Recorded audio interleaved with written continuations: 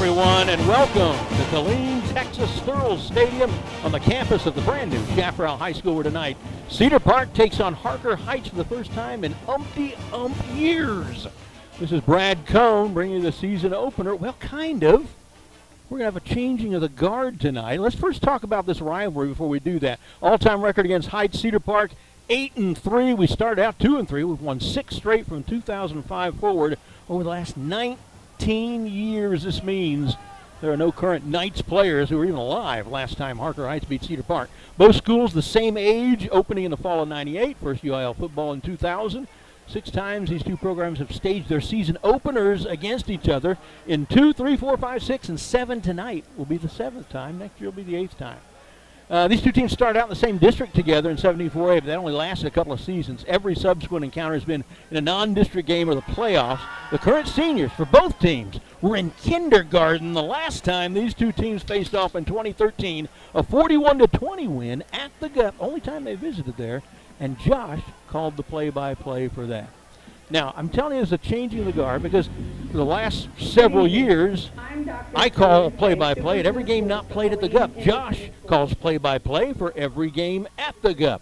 Well, this year, that's different. Josh is getting all of them. I'm stepping aside. I'm still here to do the stats for the coaches, and I'll come on at halftime with an interview of our ex-baseball coach, Lanny Williams, who's now the KISD athletic director here.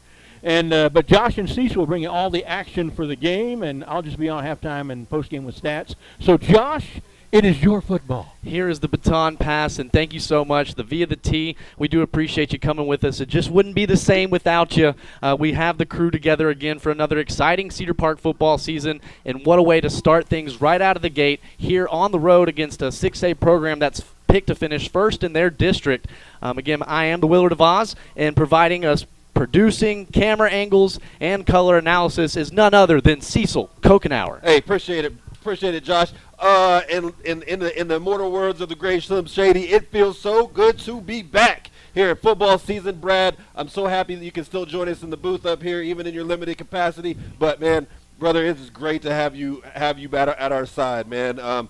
We're super excited for a great year, man, and really excited to watch this new iteration of Cedar Park Timberwolf football and bring it to you guys live. And our quality assurance monitor tonight is none other than the Coach Les Clary. Thank you so much for providing that support for us tonight as we open things up here on the road. And Cecil, we got to go look at the Cedar Park football team last week as they scrimmaged Westlake. And again, a tough look right out of the gate. Got out of that without any injuries, and saw a lot of good things from the Cedar Park football team. Yeah, a lot of good stuff there, man. And I think we have a very quality group of guys this season. They can really put it together. I mean, we didn't come out of there with a win, but we saw a lot of good stuff and put a lot of stuff together. I want to give a shout out to number 53. Number 53, Brock Bungo, man. He really stood out to me in that scrimmage and did some big work. So I'm really excited to see what he's going to do tonight and this season. And speaking of, we got to talk to Coach Q and John Claybrook for Timberwolf Night in America on Tuesday night. And are we pausing for the national anthem, or is this their school song? And I think that's just their school song. Are we school song or national anthem, boys? That is an interesting intro. Yeah. Yeah, man, I think they're just standing by right now. That's perfect. So that'll give us more time to talk football and everything Cedar Park. And so Tuesday night, join us at Taco Palenque there off of Cypress Creek, where we're having the defensive backs come this next week. But speaking with John Claybrook, the Booster Club president, and Coach Q on this past Tuesday, just a lot of positives that Coach Q took from that Westlake scrimmage, and this is now year 4 for Coach Q. That's crazy. Blink your eyes. Oh, that happened fast. It happened very fast, and just, Coach Q alluding to the size of this team. And when we were walking into that Westlake scrimmage, it looked like the dudes are big. Yeah, there were definitely some big boys. So, Killeen's got some big boys on their squad, too, so there's going to be a lot of pushing and shoving going on down there. But, hopefully it comes out better on our end. And offensively, I got a lot of firepower coming back, and it's a young offense from the skill position perspective. We're going to be under the tutelage, I guess you would say, of David Cooper, sophomore quarterback, going to get the keys to this offense. And he's got a great supporting running back right next to him, Trey Hill, coming back from last year. He's over 1,400 yards rushing, returning. And on Tuesday night, Brad Cohn let us know that that's the most returning rush yards of a Cedar Park running back since Quentin Smith in the early aughts.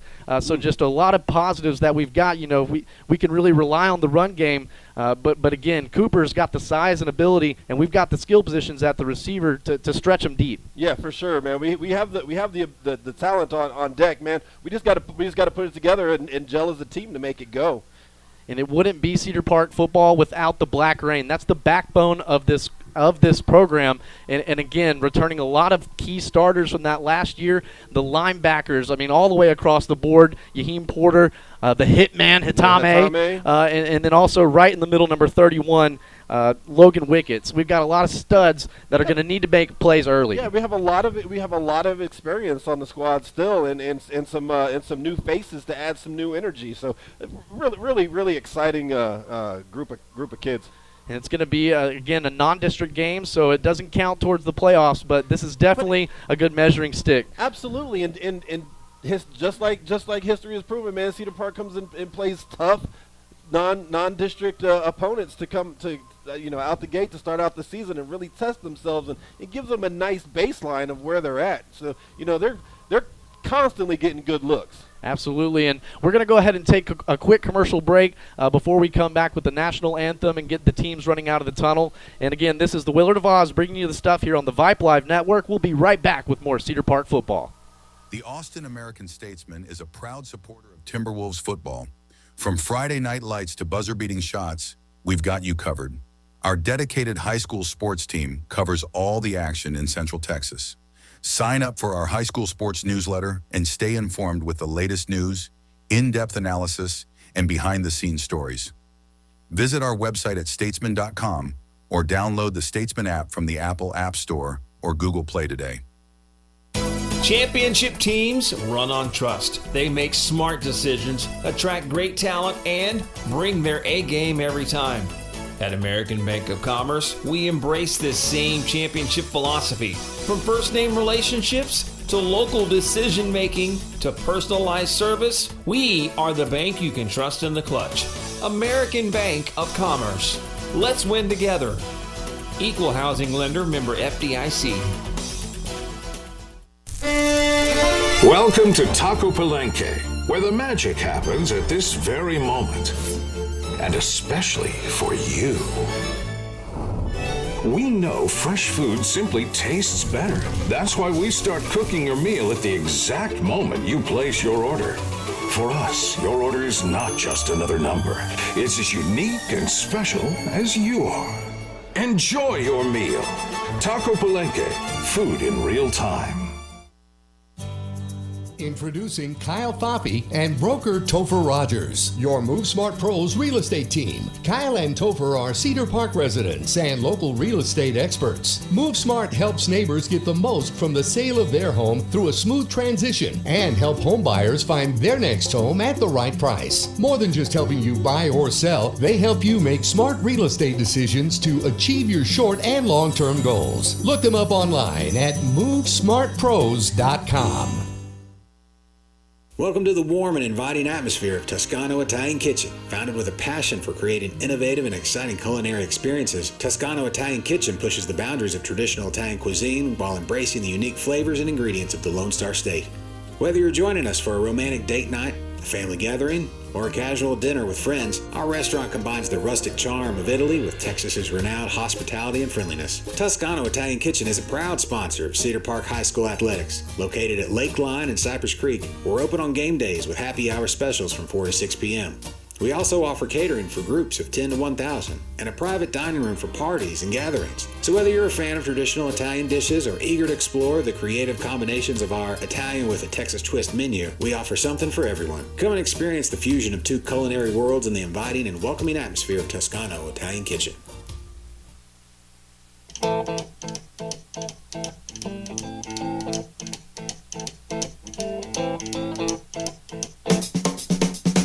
All right, everybody. Welcome back to the pregame show here on the Vype Live Network and bringing you all things Cedar Park. I want to give a quick shout-out to all the sponsors for this year. And, again, shout-out to John Claybrook and the rest of the Booster Club of getting those sponsors on board. And those sponsors are ABC Bank, All-City Real Estate, Army Ant Moving, Austin American Statesman, Bush's Chicken, Move Smart Pros, Primerica, Smoky Mo's, Texas Realty, Toscano Italian Kitchen, the City of Cedar Park, and You Play, We Pack. A big shout out to all those sponsors, and also a big shout out to Taco Palenque. If you got plans on Tuesday night, cancel them and come join us for Taco Tuesday over at Taco Palenque, where we're going to have the defensive backs. And it looks like we've got the Timberwolves into the three-dimensional T-Wolf head. We've got the all-white uniforms, the icy uniforms. And again, it's going to be an exciting ball game here to kick off this 2024 campaign. Looking back to last season, we went 3 rounds deep into the playoffs, and we had a lot of injuries at the wide receiver position, and just saw a lot of young guys step up and get their number called, and that's great because we're going to need that experience coming into this game. For sure, and that's I feel like even if without some injuries, Cedar Park would still give them that opportunity to get some experience because that's what they do, and they've really got it.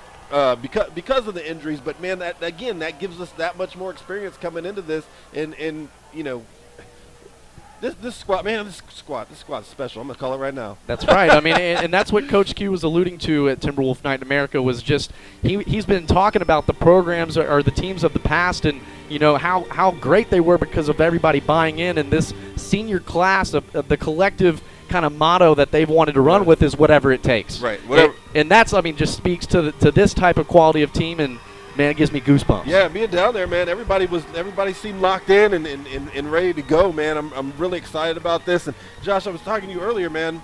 We've as a crew we've seen 2.5 graduating classes. You know? 10 years at this, and man, we've seen a lot of great kids come through here, and man, this is just another great group. It's a special program for sure, and again, a lot of studs coming back on this team, and a lot of youngsters getting a call to play up as sophomores. So excited to see where this Cedar Park team comes out right out of the gate, because this is a Harker Heights team that do not sleep on them. They've got speed, and they look like they're a big physical squad, and they are 6A. Yeah. So it's going to be a test for sure, and we're going to have to mind our P's and Q's and dot our I's and really stay locked in all game in order to win this thing. This is a beautiful stadium. It's got the press box, a 2-story press box, the second story really being an outdoor video deck. So we're up here in the crow's nest on about the 40-yard line. Got a great view of the game, and got some Rosa's Cafe. Hopefully we got some tacos. The team hit Chewy's on the way, but again, a big shout out to Killeen ISD.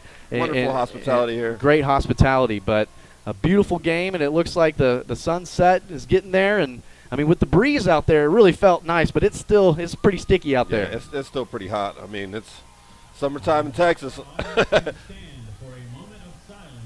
And we're going to go ahead and tune in for the moment of silence in the national anthem. And for a moment of reflection. And now, a moment of silence.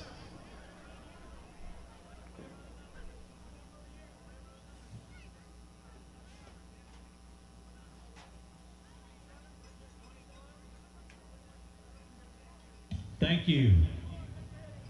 Please remain standing and remove your hats at this time for the posting of the colors and the national anthem. Presenting the colors tonight is the Harker Heights High School Color Guard, led by their commander and American color bearer, Cadet Captain Garza. The Texas color bearer is Cadet Staff Sergeant Hill. The battalion color bearer is First Sergeant Melendez.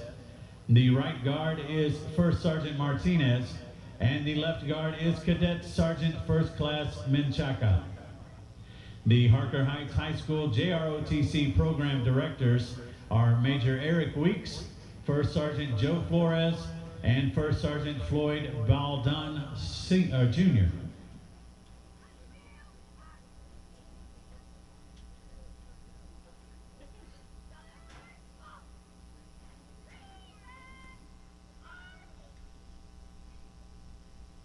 And now, our national anthem, performed by the Harker Heights Master Singers under the direction of Head Choir Director Spencer Wiley.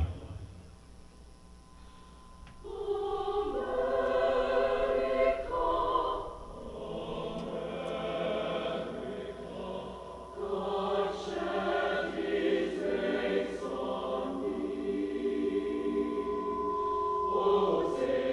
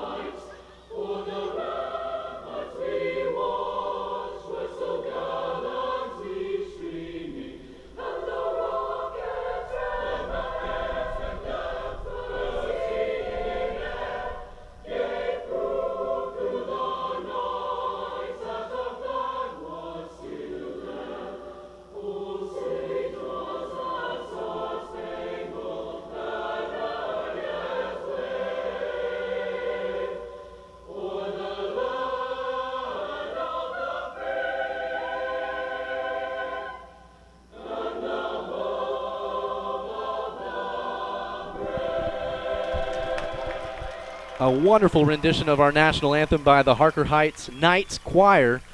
And the colors being presented there at the middle of the field. And so we're going to get set with our captains for Cedar Park. Looks like it's going to be number 50, Wyatt Viente, playing center. Number 31, Logan Wickets, playing middle linebacker. Number 5, Ben Ramos, defensive back. Number 9, Yaheem Porter. Number 8, David Cooper. And it looks like number 21, Trey Hill. Again, a lot of great athletes that we've got at all levels, offense and defensively. And again, the captains being voted on by the student or by the team. So it speaks to a lot that we've got a lot of not just seniors being our captains. We got some juniors and even a sophomore with our quarterback. So a lot of good things to come for this Cedar Park program, especially for the future. But tonight is what matters, and this is going to be the road to state starts now. Right now. Can you believe it, man? We're here. I know, man. Summer is boring. Yeah, I don't like that. I don't like that. I mean, I get the opportunity to do baseball and some basketball, but nothing is like Friday nights and following this special Cedar Park program. Again, just Coach Q being in his 4th year, that really has flown by. His first season, 5-5, but found a way to go 3 rounds deep.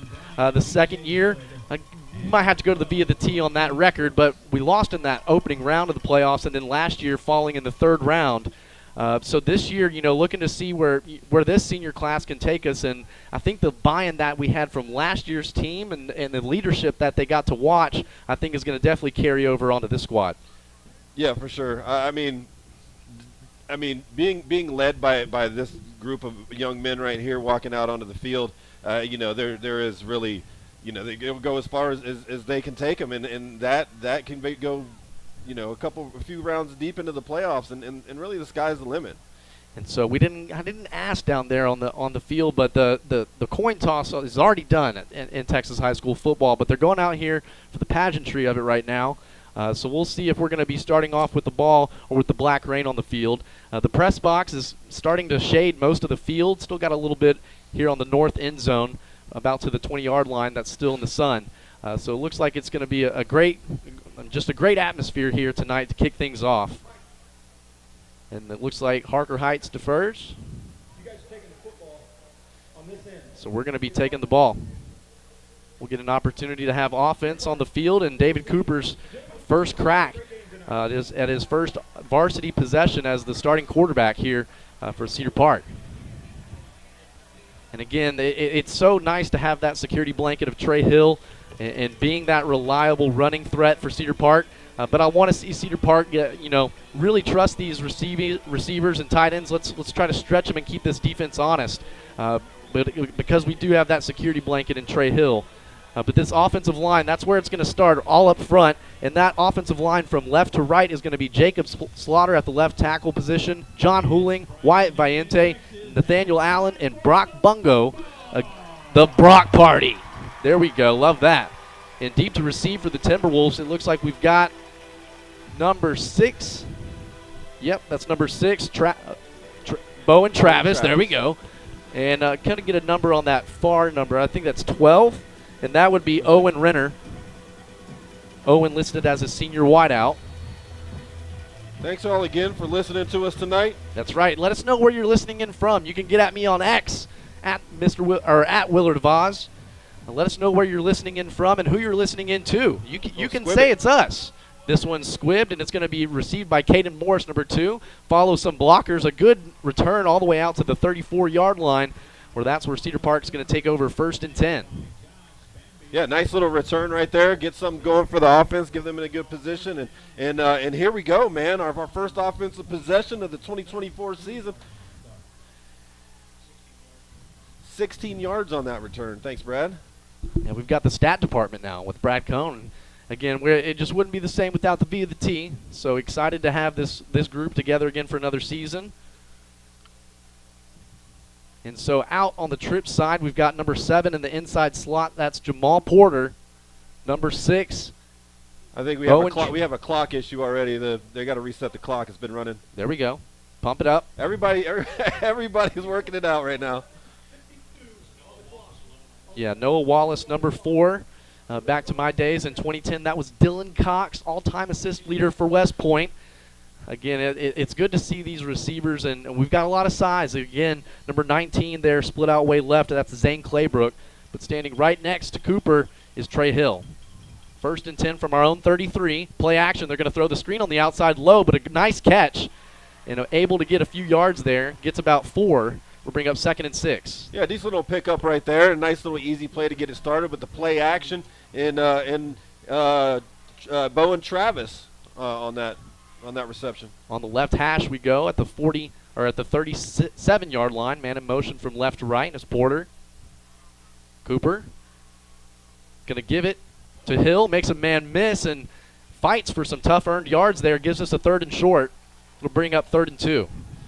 First play they fake the handoff and pass it. Second play they fake the pass and hand it off. I love it. Keep them on their toes. So the first 3rd down attempted here for Cedar Park. And got a good manageable distance to go. 3rd and 2 on the left hash from the 41-yard line. They give it to Hill right at the middle, and that's a tough earned first down right there. The spot, that's enough. Yeah. 3 yards for the first down. That was a great run right up the middle, and that's a definitely physical run. And that's what we're going to need, especially, later in the season when we get up on some teams, just being able to rely on the run game. But I like that we've got the ability, the play action. Cooper looked good on that opening pass here. 1st and 10 from our own 43, 10:35 to play here in the first quarter. Play action, looking downfield, fires and into traffic, makes a nice catch as Claybrook. He's out into the Knights territory, down to the 35-yard line. What a catch in traffic right there. Excellent concentration by Claybrook to bring that thing in. Picks up 23 yards on the reception. Great job right there, and that was not an easy throw. He had to really thread the needle on that. Very the sophomore patient. did, so 2 for 2 already on his first 2 pass attempts. Ball on the left hash. Trey Hill gets the call, bounces it outside, stiff arms, and again, he's fighting for some tough earned yards. He gets 3 on the carry. Yeah, took a lick right there too. Tough kid. Trey Hill, a junior, and the quarterback, a sophomore. They gave him 2, so it'll bring up 2nd and 8. 9:55 to play here in the first quarter. This is the opening possession here. Ball on the left hash in a bunch formation with Twins receivers to the left. Cooper dropping back to pass. Steps up into the pocket. That pocket really collapsed, but ball security did a good job getting 2 hands on the rock. Gets back to the line. So that'll bring up 3rd and 8.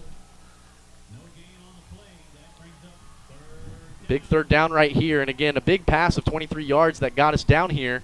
But got kind of stalled out here on these last 2 plays. Pocket just looked like it collapsed on them. And the Knights looking like they're running with a 4-down defensive lineman front, so a 4-3 defense. Here's the snap, play action, rolling to his right. They're going to throw it back to Trey Hill. He's got a great block. He's going to make a man miss. Oh, he slipped on a banana peel. Looks like he gets enough for the first, though, a big 3rd down conversion. Yeah, that's huge. That's huge. 11 yards for that on that. And, man, excellent vision and way to get upfield. Pick up that first down. That was executed beautifully as Cooper really sold out the rollout to the right side, then came back to the throw to Hill as this one gets Trey Hill gets the call again, and a nice solid carry there on 1st down. And that's going to be a gain of 4.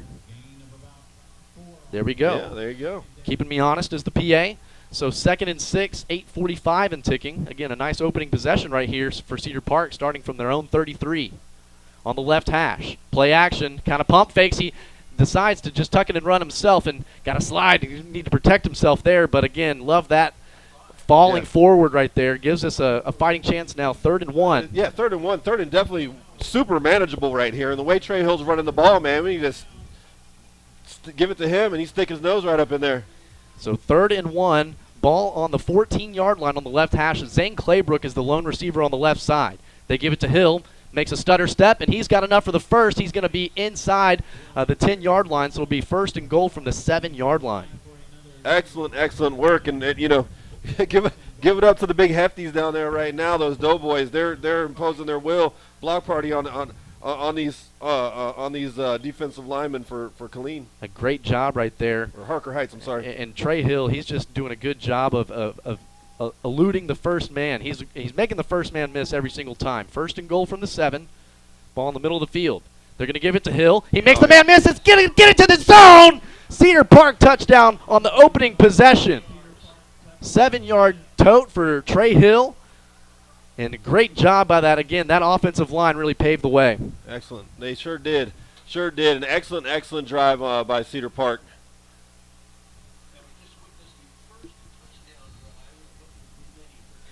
That's right. First touchdown drive, and the first of many for David Cooper. He had some great passes on that. Again, saw some plays break down, but ball security held on to the rock. Owen Renner is going to be the holder for the extra point. Snap is good. The hold is good, and that splits the uprights. 7-0 to go here. 7:43 to play here in the first quarter, and Cedar Park takes the early lead on the opening possession. We'll take a quick commercial break and be right back with more Cedar Park football here on the Vype Live Network. Welcome to Taco Palenque, where the magic happens at this very moment. And especially for you. We know fresh food simply tastes better. That's why we start cooking your meal at the exact moment you place your order. For us, your order is not just another number. It's as unique and special as you are. Enjoy your meal. Taco Palenque, food in real time. The Austin American-Statesman is a proud supporter of Timberwolves football. From Friday night lights to buzzer-beating shots, we've got you covered. Our dedicated high school sports team covers all the action in Central Texas.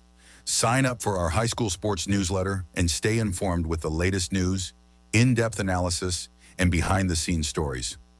Visit our website at statesman.com or download the Statesman app from the Apple App Store or Google Play today. Welcome back to Cedar Park football here on the Vype Live Network. The Willard of Oz, Cecil Kokenauer, and we got our statistician with us, the V of the T, Brad Cohn, with us, in a great opening possession, probably one of the greatest opening possessions we've had in quite a while. Again, it went from our own 33-yard line. Brad, how many plays do we have on that? 11 plays. 3 for 3 on third down. I mean, that is a perfect script right there. Again, hats off to the offense and coming in well prepared. And now the Black Rain gets to get in the mix. And so kicking off for our Timberwolves is going to be number 5, Ben Ramos. Kai McMillan deep to receive for the Knights, and they've only got one back there.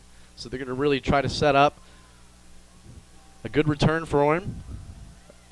A special team shift here. And again, you're trying to mix up the numbers on who's going to have who. This one going to be a high kick. It's going to be received at about the 10-yard line.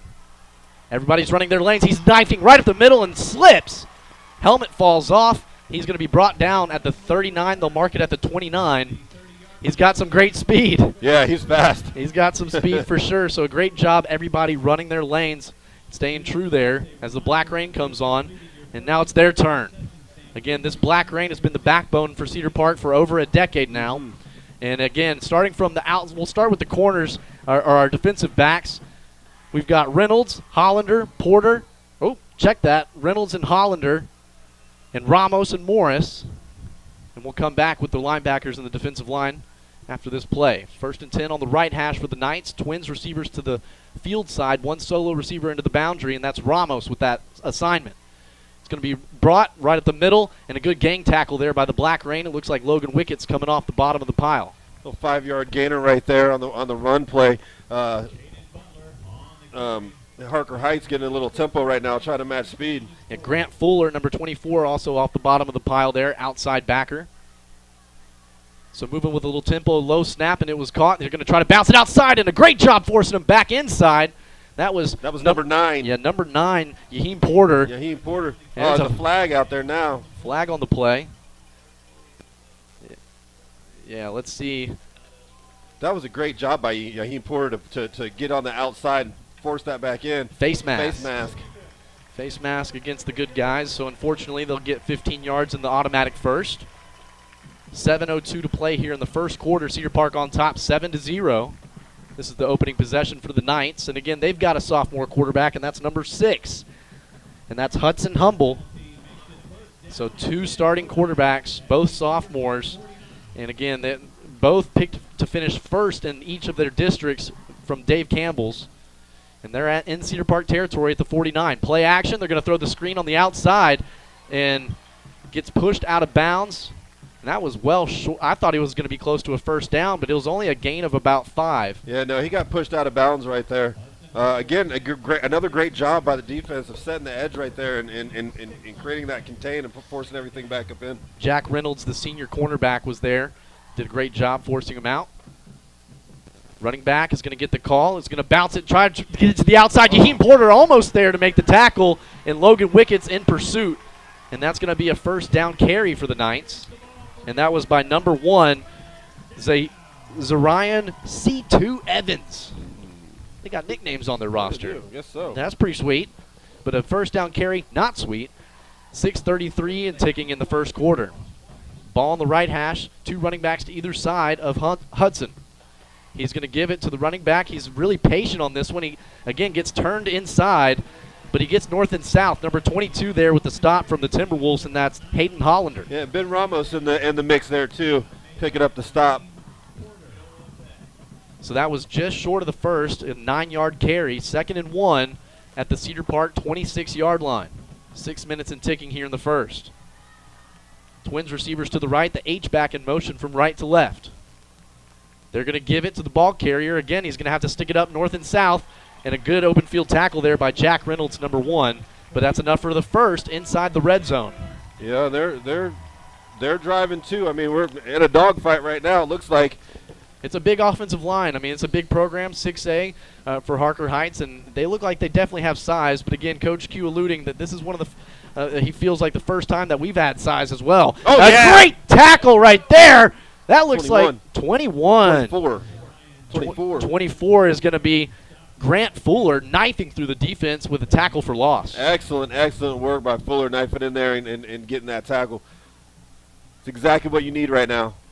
So bring up 2nd and 15, loss of 5 on the play, 5:15 and ticking. Single coverage far. Single coverage and in coverage over there. That's number 2, Caden Morris. We got a lot of size out there in the defensive backs, and Caden Morris easily 6'2". This is going to be a play action. They're going to set up the screen, and it looks – oh, that's a block in the back. They didn't call that. A great tackle in pursuit by number 99, Brooks Buffard, and that's going to be just short of the first. It'll bring up 3rd and 2. Or they got that 3rd and 3. So this is going to be the first 3rd down attempt for the Harker Heights Knights. Ball on the left hash at the 10-yard line. Again, got a lot of size up front for the Knights. Got the tight end on the right side of the line. Onye just came in for the Cedar Park defensive line. They're going to give it on the ball carry. He bounces it outside, and again, fighting for pursuit. Great job in the open field. Number 1, Jack Reynolds, gets enough for the first, but again, could have been a touchdown right there. Great job getting outside. Yeah, for sure. That's just not giving up right there, and he's able to save the touchdown. First down here in about 6. Yep, 1st and goal from the 6-yard line. And again, how does your defense play when the field gets short? Who wants it more? Ball on the left hash. Running back just to the right of Hudson. A man in motion from right to left. Now a single coverage over there is Jack Reynolds. They're going to give it to the running back on the sweep to the right, fighting for the tackle. That's not hold. a fast. It's a hold. They're going to call face mask, I think. I think they might call face mask. Flags everywhere. A great job, and that was number 24 again, I believe. That was fighting for outside leverage. Yeah, it'll probably be offsetting. I think there's penalties on both sides. We would definitely take that. Because if it is, it would just be 1st and goal if it's only on us on about the 3-yard line. See what the white hat says.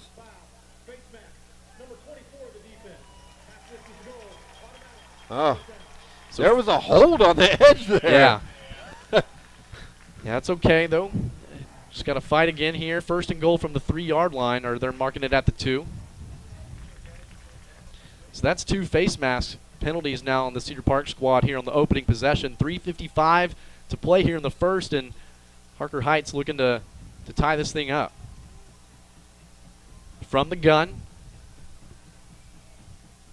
Humble gives it to the – actually, I thought he kept it. He's going to spin out of it and try to get into the zone, and he does. Great ball carry right there by Zarian Evans.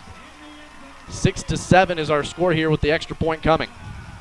And it looked like Cedar Park had him bottled up right there, and he found a way to spin out of that and get into the zone for the touchdown for the Knights. So a great opening possession for Harker Heights as well. Yeah, trading shots here. Now we're pending the kickoff. We'll be all tied up. Snap is high, gets it down on the tee, and that's going to be good. So 7-all here with 3:49 to play here in the first quarter, and Cedar Park in a slugfest already. You're listening. We're going to take a quick break and be right back with more Cedar Park football here on the Vype Live Network.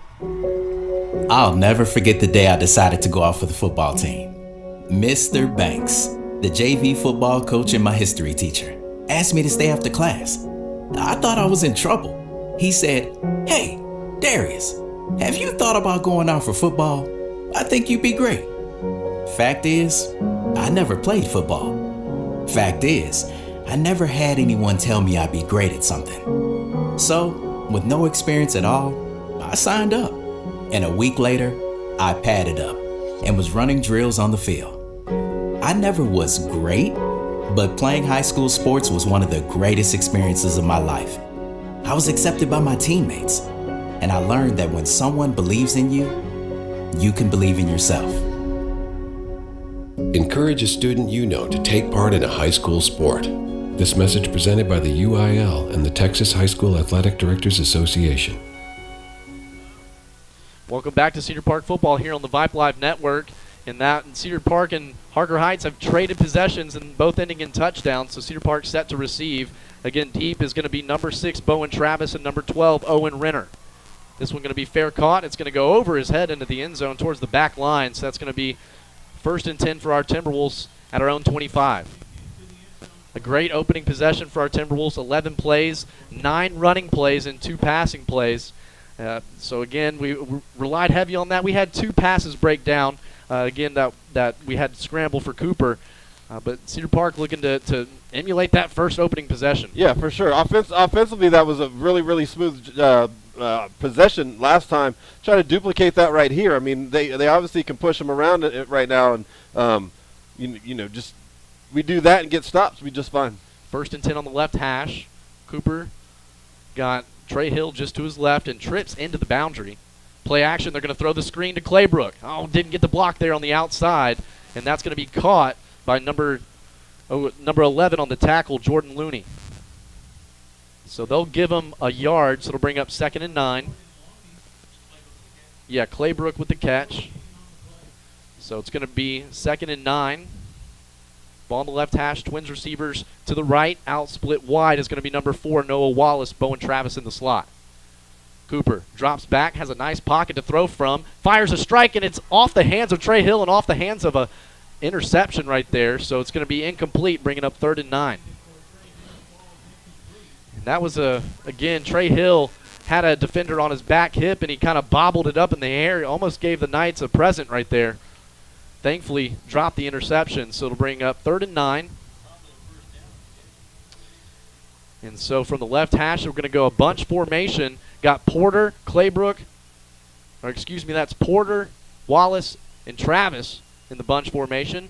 Dropping back, they're going to set up the screen, and it's caught by number 4. And he's got some blockers downfield. A great job getting north and south. Number 4, Noah Wallace with a big 3rd down conversion.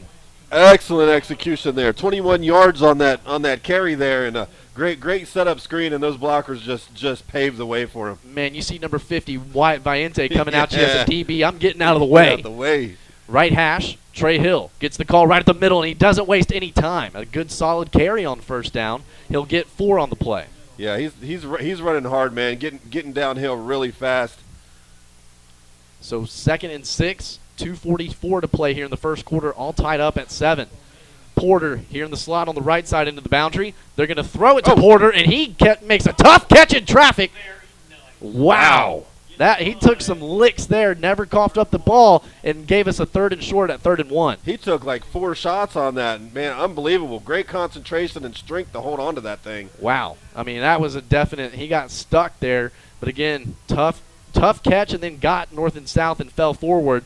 So 3rd and 1. This is already our 5th 3rd down attempt here in the first quarter. Cooper gets it. He's going to give it to Trey Hill, and he's got enough for the first. Again, a great job of being patient and sticking that cleat into the turf and getting north and south.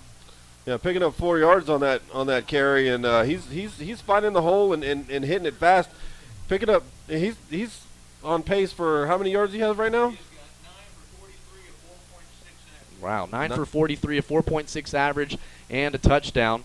This formation is going to be trips right, twins left, so an empty formation for the sophomore. They do a shift. Now got 2 backs. One Porter just to the right, Cooper just to the left. Looks like they're going to give it. That's a pass the way that he gave that. And Porter, again, he's a tough ball carrier. My goodness. He got about 3. Yeah, they'll give him 2, so it'll bring up 2nd and 8. And again, this offense for Cedar Park, they're getting quick tempo, but they're taking a lot of time off the clock. Yeah, they are. Yeah, they are, and they're moving the ball well against this Harker Heights defense. I keep wanting to call him Colleen. It is so hard. I see Colleen on the field. 2nd and 8, a minute 07 to play here in the first. Cooper checking with the coaches on the sideline. Twins to either side on the left hash with Trey Hill bumping from left to right.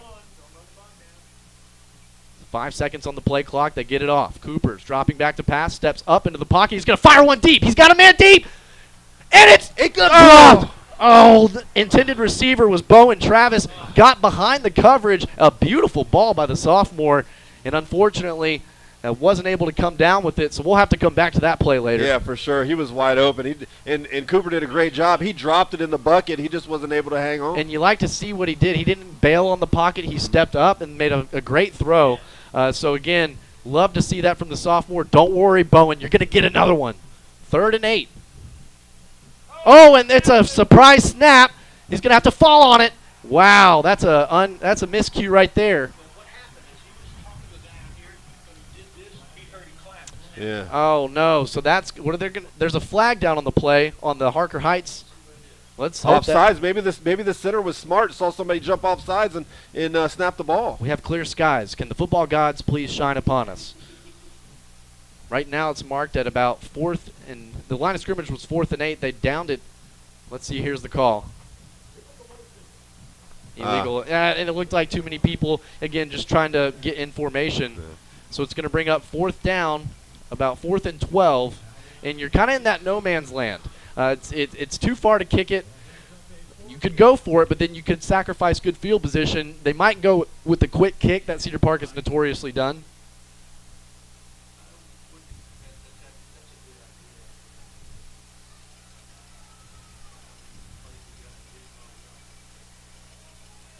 So 4th and 12, Trey Hill just to the left of Cooper. They're going to keep the offense on the field and go for it. He's going to have to elude some pressure, steps up into the pocket. He's going to fire one down deep. He's got a man open. I told you. Oh! I told you he'd get another one. I told you he'd get another one. Great job by Bowen Travis. Again, just lost in coverage, and a great job by the sophomore stepping up in the pocket, knowing where that line of scrimmage is, goes right down that line of scrimmage and fires a strike down there. That was a great touchdown. With 11 seconds to go here in the first quarter. Wow. On 4th and 12 for 31 yards. Oh, let's add 10 to that. 41 yards. So on the field for the extra point out of the hold from Owen Renner.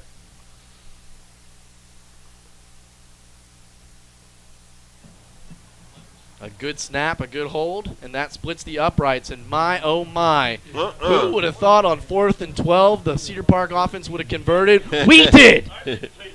We did.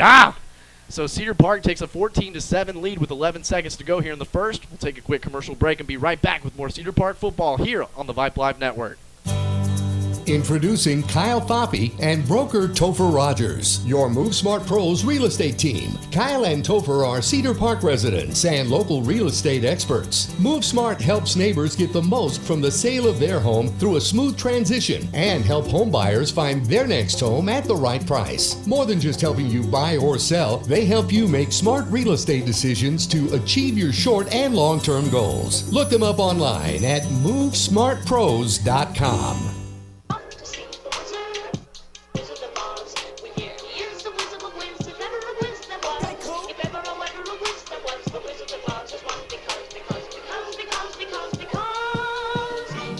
Welcome back to Cedar Park football here on the Vype Live Network. That was a 10-play, 75-yard drive, capped off with a 41-yard connection from Cooper to Travis. And again, the Willard of Oz, Cecil Kokenauer, and the Via the T, Brad Cohn bringing you the stuff here. And we got a shout-out, MG Trey, all the way back from Cedar Park, listening in. Again, we've got an exciting game here. starting things off on the 2024 campaign, and 2 possessions, 2 touchdowns for the Timberwolves. Here's Ben Ramos. He sends it deep, and this is a nice little coffin corner kick. It's received at the 2-yard line. Have a chance here to really set him back with good field position from the Black Rain's perspective. He gets out to the 20-yard line, so a great job right there by the coverage team. As again, the Black Rain gave up an opening touchdown possession as well to the Knights, so we've got to find a way to really bottle up these running backs. Yeah, we get one stop right here. I mean, our offensive. Yeah, first that's what I'm saying, Brad. You get the stop right here, and then we're moving the ball just fine on them offensively. You know what I'm saying? Just a stop and a score, and that'll give us the edge. Yeah, and you've got to think that we've got the dudes out there to go do it. Logan Wickets, and again, we haven't called his name last year, but number 24 has already been making a ton of plays. Grant Fuller, look to call his name a bunch. Pick 6. 1st and 10 from their own 21 on the right hash. Hudson's going to give it to the running back, and he's got a ton of room to run. Again, Grant Fuller there first on the hit, and a bunch of Timberwolves there. They're going to blow it dead, and that's enough for the first. A gain of 11 on the play. Yeah, that was just hard running and pushing right there to pick up that first down. And that's Caden Butler, number 1, the senior running back. They've got a duo of running backs, number 1 and number 0. They run really tough. That is going to be the end of the first quarter here, and the Cedar Park Timberwolves on top 14-7 here in the season opener. We'll take a quick commercial break. We'll be right back with more Cedar Park football here on the Vype Live Network. Teams run on trust. They make smart decisions, attract great talent, and bring their A game every time. At American Bank of Commerce, we embrace this same championship philosophy. From first-name relationships to local decision-making to personalized service, we are the bank you can trust in the clutch. American Bank of Commerce. Let's win together. Equal housing lender, member FDIC. Welcome to Taco Palenque, where the magic happens at this very moment. And especially for you. We know fresh food simply tastes better. That's why we start cooking your meal at the exact moment you place your order. For us, your order is not just another number. It's as unique and special as you are. Enjoy your meal. Taco Palenque, food in real time. Welcome back to Cedar Park football here on the Vype Live Network, and getting things started here in the second quarter. The Knights are going to take over, or I guess this is their second play on this drive. On the right hash, Twins receivers into the boundary, and H-back on the right side of the line.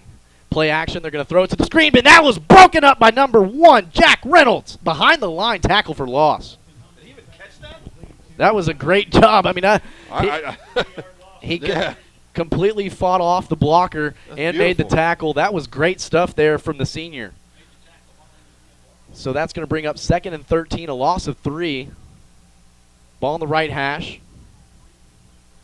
And they're going to give it to the running back. He's got a nice hole right there, and it closes, and it looks like he's getting held. There he goes. That's coming back. This is a house call that's going to be called back, and that was, again, in pursuit, number 31, Logan Wickets. Yeah, it should have been for no game. And so the Knights are celebrating, but, again, this holding. Good call by the Zebras. Select, we appreciate that one, and again, it was clear as day, so glad they got that call. Checking in for the Timberwolves, number 41, is Bennett Patton. And really, though, I mean, that's probably the 4th holding call of the night, and finally we got a flag on it. And this defensive line, that's what I mean, yeah.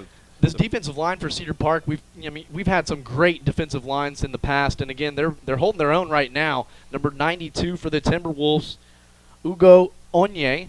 Number 99, Brooks Buffard. And number 45 for the Timberwolves, Henry Newman.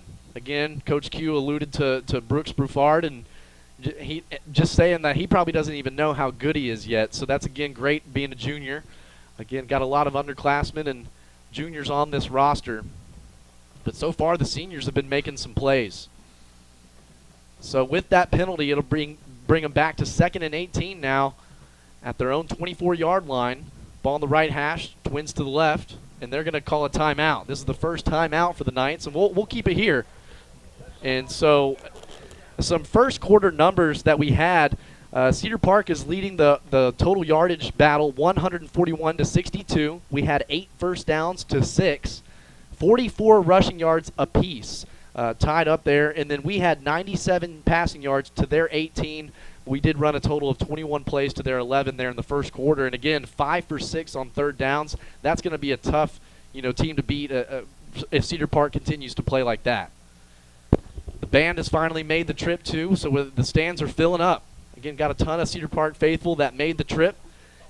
Hopefully you went I-95 and not 35.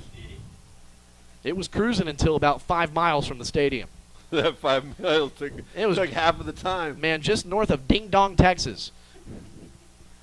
A lot of fun, though, with being able to carpool with the crew. And so far, Cedar Park is making this a really fun road trip right now. We got to get a stop here, and what an opportunity with an 8-yard, 8 yards behind the. Oh, back-to-back timeout? Are you kidding me? That's okay. Get it right. And this stadium isn't as big as, I guess you would say, as many rows as Gupton, but the stands do go. Is it all the way from the goal line to goal line? Goal line to goal line, yeah. Well, no, that extends over here. That's for the visitor. Home side. But it's not as, it's about the same depth on both sides. So it is a packed house here. Again, 6A program for Harker Heights. And Cedar Park has won the last 6 in a row against Harker Heights. We had, again, 5 regular season matchups and then an overtime first-round win in the 2006 season. But it's been quite a while since we've played them. Again, this has always been a good season opener matchup, and Brad Cohn alluding to both schools opening in the same year. So this has been a great matchup for Cedar Park historically, and looking to ride that and to win number 7 in a row. 2nd and 18 on the right hash.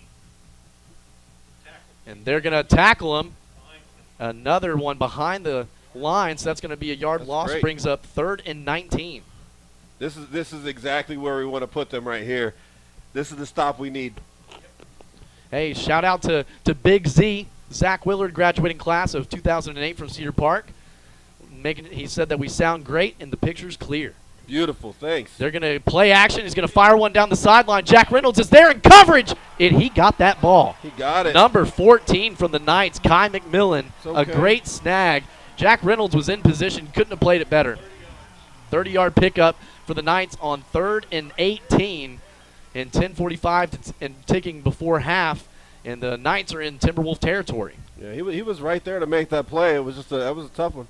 They're going to give it to the running back on the sweep to the right. And, again, a great tackle there. Looked like 52 was there first from the Timberwolves, and that would be Cash Hill. Check that. That was number 92. And that's Ugo Onye. And, again, a host of Timberwolves there to bring him down for a minimal gain of 3. So to bring up 2nd and 7 on the right hash. A hard count. Knights are going to look at the sidelines for the play call. The running back bumps over from right to left. Single coverage on the field side. They're going to give it to the running back on the sweep to the right, and he gets north and south. But a great job in pursuit by that Black Rain defensive line. They're playing great right now. 92, 22, 31. 9-5-90. 9-5-90, a traditional just kind of mantra that the Cedar Park Black Rain plays with, and it's 90% of the time they want 9 players within 5 yards of the ball. And, again, it just speaks to the relentless pursuit and effort that the Black Rain gives you on every single play. We need it here. A big 3rd and 6 play here for the Black Rain. Ball on the right hash. Twins to either side with a man in motion going behind the quarterback. They're going to give it to the running back. Makes a couple people miss, but a great tackle there. Number 41 off the bottom of the pile, and number 45 got their first. Henry Newman, the senior defensive lineman, there with a stop. 99, 55, 41 in the mix as well. Yeah, and this is kind of that no man's land where we went for it at 4th and 12. Let's not give up the home run shot like we did. And so on the right hash, the Knights are keeping the offense on the field. Hard count. They're going to look at the sideline. If that quarterback backs up, then he might kick it. And let's see. He's going to keep the normal depth for a play. So 4th and 5, 8:50 and ticking here before half. Dropping back to pass. Here comes some pressure, and it's a wide open receiver, and he dropped it. Oh, my goodness. What a great – that was a lot easier than the last catch he made. Yeah.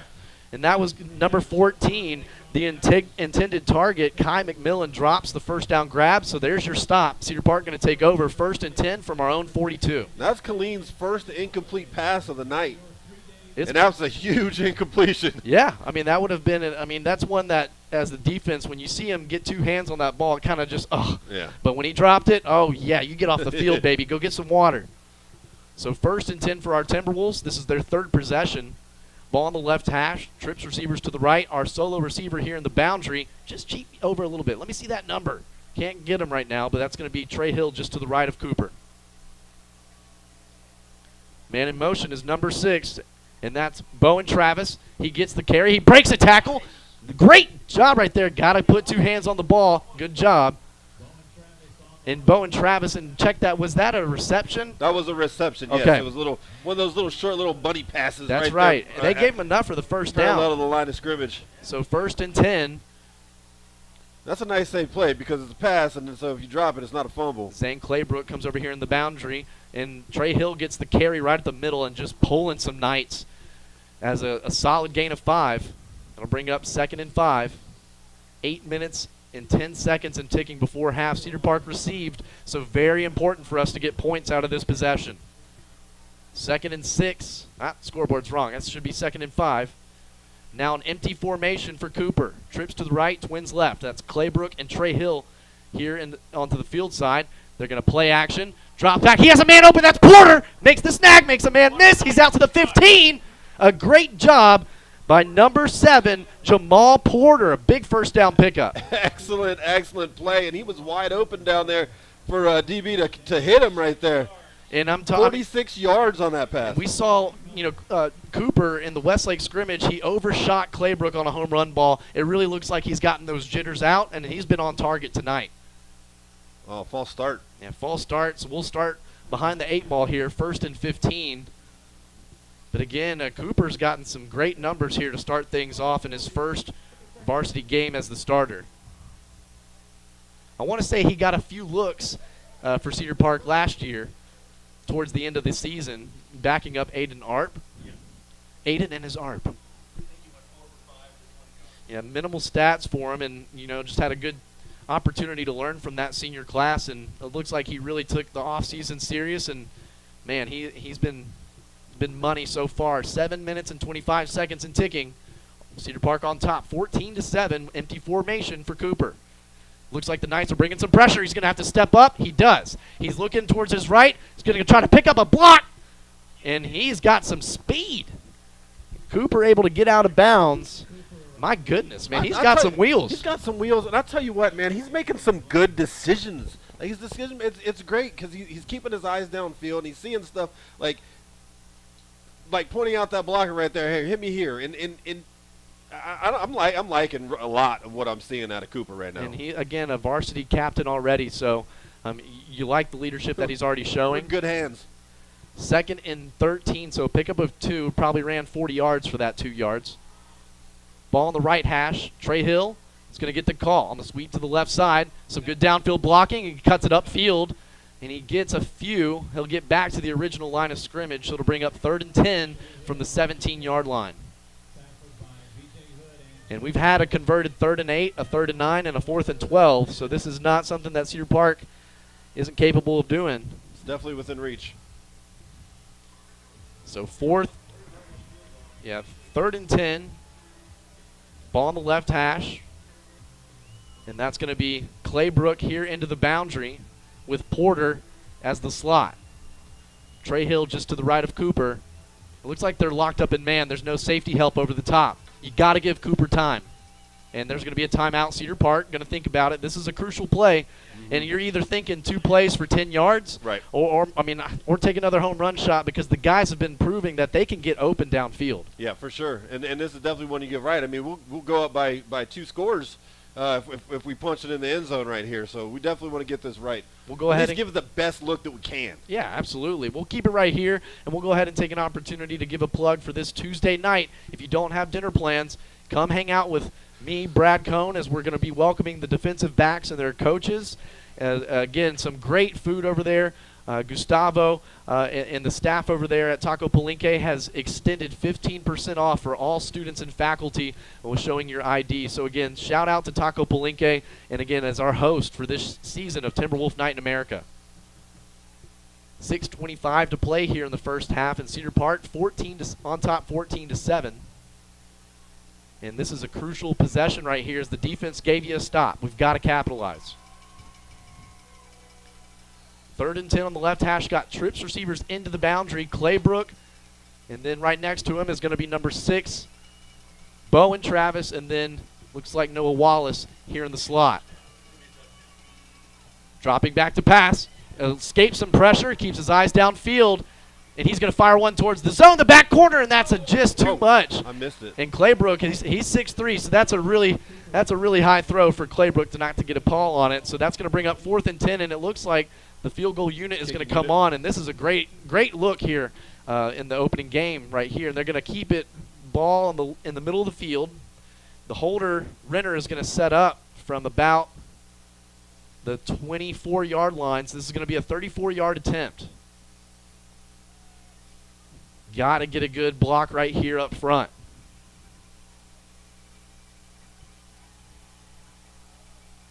Ben Ramos. A good snap, good hold, and that's going to be through. That is through the uprights. A great kick right there, and a good job by that special teams unit to push the lead out. Now 17-7 with 6:13 to play here in the first half. We'll take a quick commercial break and be right back and see if the Black Rain can give us another stop before half. This is Cedar Park football here on the Vype Live Network. So, how are the kids? Well, Emily made the honor roll. Oh, good for her. Yeah, we're really proud of her. Tyler, on the other hand, though. What's going on? He's been moody lately, just feeling down and not like himself. Oh, we've been there. Nick was struggling last spring. He was so anxious and stressed. Really? What helped? Well, he joined the soccer team. And ever since, he's been a lot happier. He has more energy, he's less stressed, and he's definitely in a better mood at home. It's made a huge difference. That's awesome. Yeah, I'm glad he's getting out of the house, he's getting some exercise, and he's off his phone for once. It's been good for his mental health. Sounds like it's been good for your mental health, too. Participating in Texas high school sports improves students' physical and mental health. Encourage your son or daughter to get involved. This message presented by the UIL and the Texas High School Athletic Directors Association. Welcome back to Cedar Park football here on the Vype Live Network. The Willard of Oz, Cecil Kokenauer, and the V of the T, Brad Cohn here bringing you the stuff. And set to send it off is going to be Ben Ramos, who just knocked in the 34-yard field goal to extend the lead by 10. And this is going to be received at the 10-yard line by Kai McMillan. And a good job running his lane. Number 27 there. He's holding him up for another host of Timberwolves to get there. Number 27 there first, though, and that's Jacob Morse, the senior linebacker. And the Knights are going to take over 1st and 10 from their own 25. Great stuff so far, man. I mean, offensively, pushing the ball. They're moving the ball down the field, and you love to see the special teams come through right there and give you some points. When I'm watching through the camera rooms, I have a hard time seeing what players do what sometimes. Who was that just came flying down the field? That was 27. That was 27? Yep. So he did a great job, and again, breaking down his feet, not letting him get outside of his frame and holding him up until his brothers can get there for the stop. A man in motion from right to left. They're going to fake it to him and give it to the running back. And number 1 is going to make a strong carry on 1st down. And that was, again, the ball carrier, Caden Butler, for a gain of 15. 16, and that'll be 1st and 10 Knights at their own 41. And he's calling himself out right now. Tapped himself on the hat. Maybe he's just a little tired, but maybe he got a... I mean, the Cedar Park is definitely laying some hits. 1st and 10. Ball on the right hash. Gives it to the other running back, and a great job closing from the outside. Number 24, Grant Fuller. Great job keeping outside containing, closing, and making a nice hit. Gain of 2. That'll bring up 2nd and 8. Excellent work right there defensively by 24. He read that well. And I just love about the Cedar Park team, and we've seen 2.5 graduating classes come through. There's always names that we're picking up on, and Grant Fuller is already looking to be a name that we're going to call a lot. Yes, sir. Defensive line shift. Running back gets the call. He's going to bounce it outside and see if we can keep him in pursuit. Wow! A great job by the running back of making the first couple people miss, but an open field tackle made by Ben Ramos from the safety position, and that's going to set him up with a 3rd and short. 3rd and 3. And that ball carrier, again, the last 2 times was Ryan Evans. And taking some time here to get this play off, checking in an offensive lineman. We'll go ahead and sub in a fresh defensive lineman. That's going to be number 92 from the Timberwolves, Ugo Onye. That's a big boy. Again, we want to know where you're listening in from and who you're listening in to. Let us know who we can shout out. Ball on the left hash, 3rd and 3, and they're going to call timeout. Harker Heights. That's their final timeout, yeah? That's each having Cedar Park. Or no, that should be each having 1 left. That's our final one. Okay, well, we have go one. with you go. I'll go with that then. I'll go with what the guy's saying. So that scoreboard is definitely wrong. 4:26 to play here in the half, and Cedar Park has a big opportunity right here. Again, you got to think they're going to go to the running backs. And that's all they've been doing. And they're just doing these sweeps and letting them kind of be patient and let the play develop out in front of them. And they've done a good job. And rushing yards for Harker Heights, where are we at with that, Brad? 74 on 16 with a 4.6 average. Again, for some of the knifing runs that they've had, that's not as bad as I thought it would be a lot worse. But Cedar Park has had 3 possessions, 3 of those ending in points, 2 touchdowns and a field goal. Can't ask for more right now from the offense, and the defense they're playing a good game right now. Let's go ahead and get another stop right here.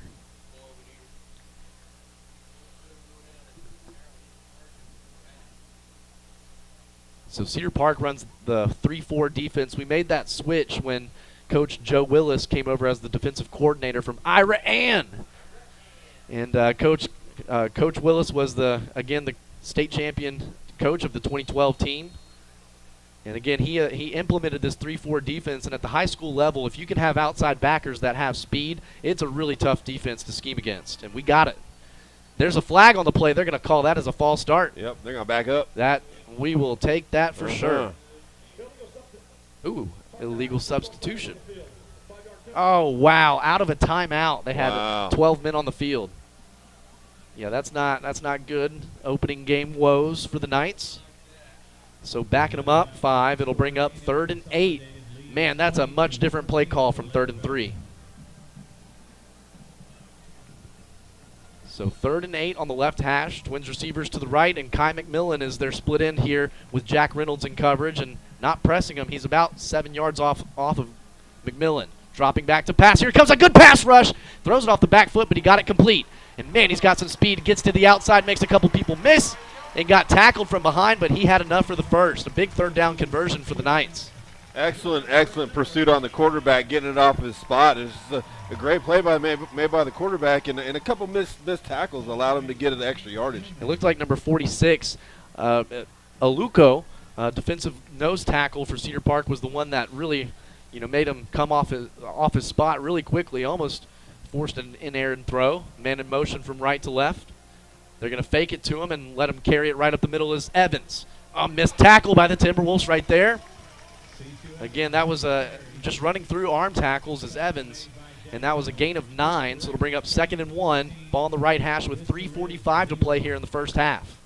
Cedar Park has got to hold them to no points as Harker Heights will be receiving the ball coming out of half. This is a huge possession for both teams. Ball on the right hash. Twins receivers to the left. Gut check here. Kai McMillan, the solo receiver here in the boundary. Looks like we were locked up in man. They're going to give it right up the middle to running back number 1, and man, he's got a lot of real estate to run. My goodness. Able to split defenders and a solid gain of about 20. Wow, 19-yard pickup there is now the Knights are in the red zone, 1st and 10. Is that from the 11? Oh, it's the 16-yard line. So they can have an opportunity to get a fresh set of downs. Quarterback bumps over number 1, Caden Butler, just to the left. Caden Butler gets the call. Looks like he's going to chop his feet and come right back towards the middle. That's where the Timberwolves are. I wouldn't go there. That's going to be a gain of 1. Check that. They'll give him 2.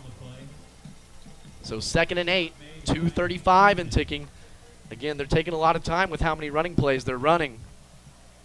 Yeah, they're trying to drip this all the way down, not leave Cedar Park much to work with at the end of it, and go into the locker room and come out with the ball. And let them. We don't want them in the zone. We don't want a field goal. No points on this possession would be huge for this Black Rain defense. Dropping back to pass is Hudson. The sophomore fires one towards the end zone, and that's intercepted! He's going to bring it out of the end zone. He's going to make a cut towards the Harker Heights sideline and gets hit out of bounds. Throw the flag. Oh, that was a little bit late, but that's okay. Ben Ramos there with the interception. The Black Rain comes up huge. Huge. Excellent work by the Black Rain right there. Interception. And just brings it out and gets a good field position as well. I mean, 2:05 left left in the half now. And that was Hudson Humble, the sophomore quarterback, had a lot of time and a good pocket to throw from and came back towards the middle of the field. I feel like the action was more towards the perimeter. And again, the lurking safety in the senior Ben Ramos makes the big play for the Black Rain. Heck yeah, we got the ball back. Let's go score. 1st and 10 for our Timberwolves from our own, let's check that, the 24-yard line. A 28-yard return by Ramos. Again, you kind of hold your breath when you're returning something out of the end zone. Maybe just get down, but again, you like these. You like the aggressiveness by the Black Rain so far. Ball on the left hash. Trey Hill gets the call right at the middle. A good play defensively by the Knights. Gets them for just a carry of 1 yard. And it looks like that's number 90 from the Knights, and that's Kene Anelli. And that's the senior defensive lineman. So 2nd and 9, a minute 45 and ticking. No, can't have a quick possession here as Cooper drops back, steps up out of the pocket. Looks like he's going to try to extend it. Gets a block from Trey Hill and scampers out of bounds. Again, directing traffic. The sophomore's showing a lot of leadership right now. I love it. And so that does stop the clock, though. A minute 34, and that gain is only 3 yards. So it'll bring up 3rd and 6. Yeah, we need a big first down right here, and it's got to be in bounds. We need the clock to keep dripping if it's not a first down. Check that. Cooper drops back to pass. He's going to fire one down the Cedar Park sideline. He's got Owen Renner down there deep to receive. Almost came up with a one-handed snag. Yeah, that looked like some PI to me, but that flag's not thrown, so it's 4th down. And so quickly now, I mean, that possession only took about 20, 30 seconds. So a buck 34 on the clock, and the 4th down is going to come, and Cedar Park's going to have to send it deep. And pregame,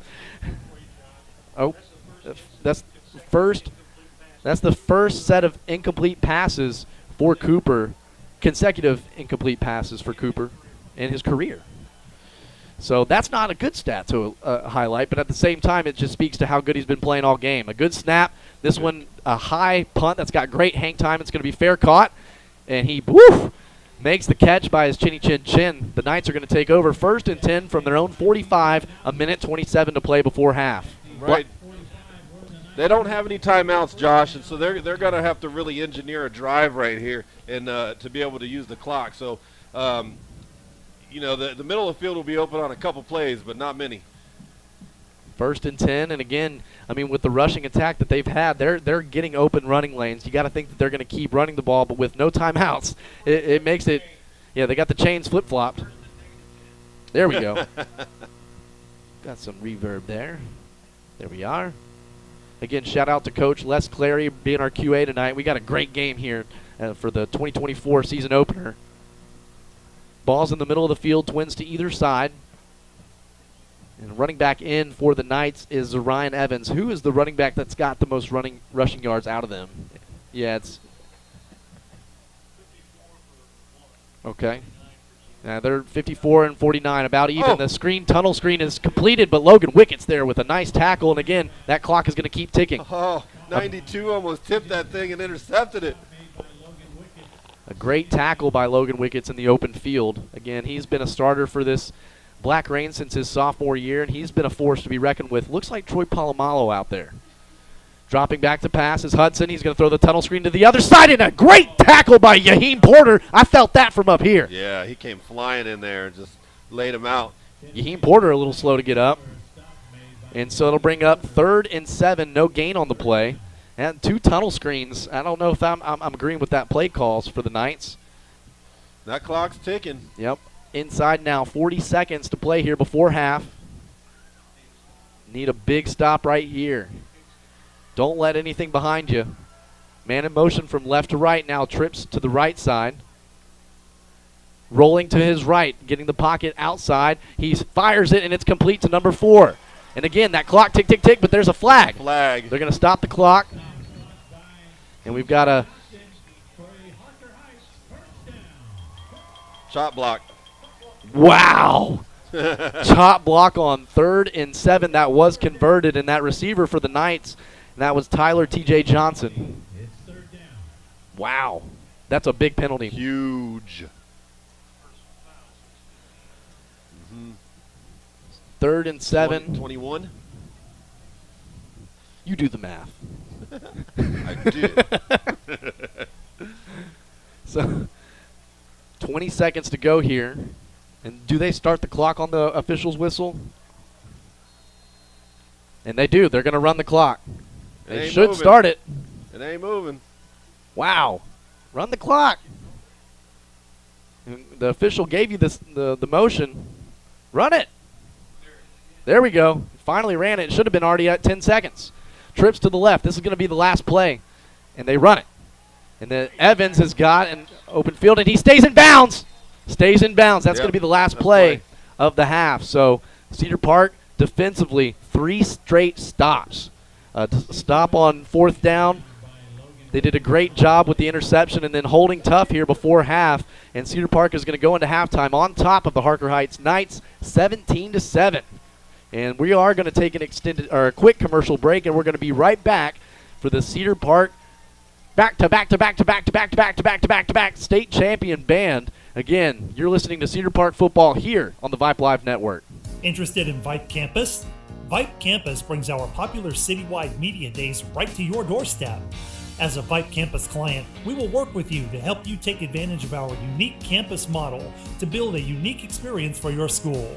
From media day photo shoots of all your athletes to game day coverage, broadcasts and live streams, video and digital content, hype videos, the Vype U program, same-day graphics, and of course your very own campus magazine, Vype Campus is truly whatever you want it to be. Email info@vypemedia.com to find out how to join Vype Campus today. Welcome to Taco Palenque, where the magic happens at this very moment. And especially for you.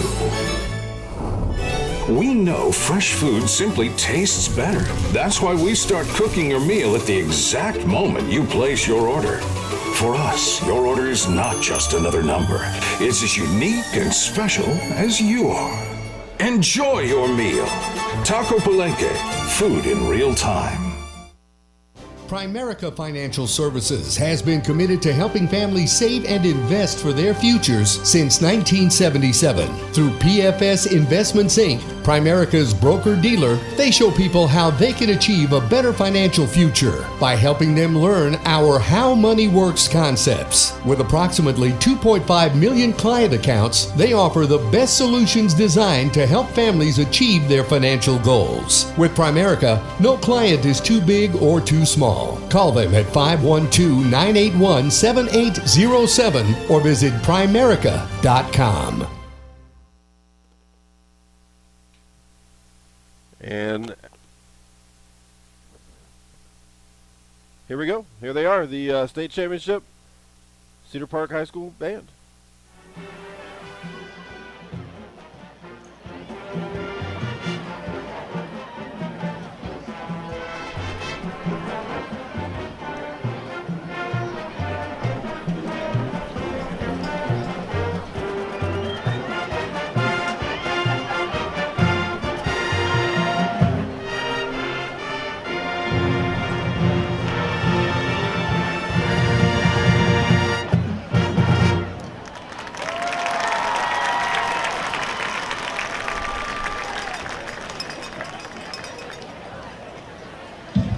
The celebrity social officers are Aranza Andion, Audrey Andrews, Claire Pribla, and head social Alyssa Castaneda.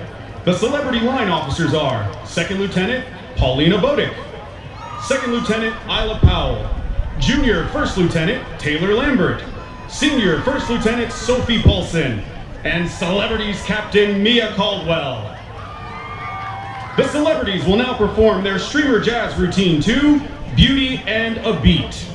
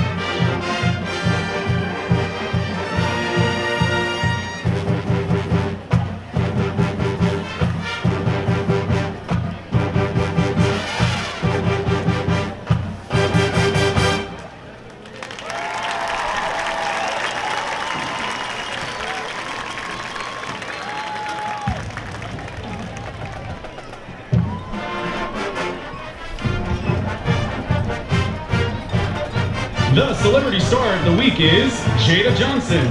The celebrities are under the direction of Nikki Evans and Katie Thompson. Thank you for your attention this evening, and be sure to visit cphs.dance for the latest updates on celebrity events and performances.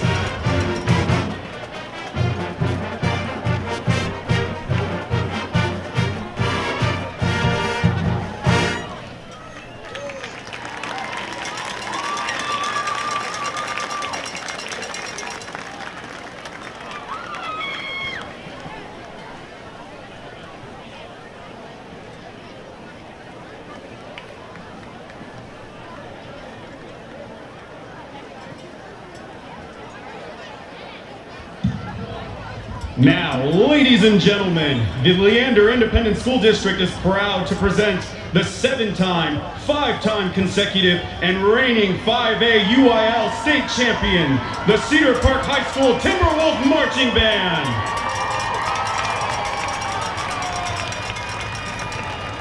The outstanding section of the week is the Color Guard. The outstanding freshman of the week is Tess Nibel. The outstanding band student of the week is Iman Marabani Farsi. Drum majors Abby Petty, Eddie Kim, and Hilashi Wajaya Wartana.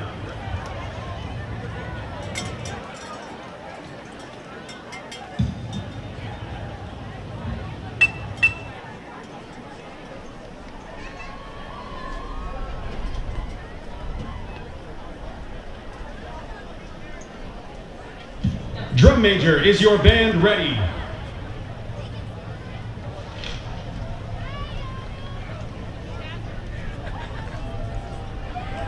You may begin your halftime performance of The Cutting Edge.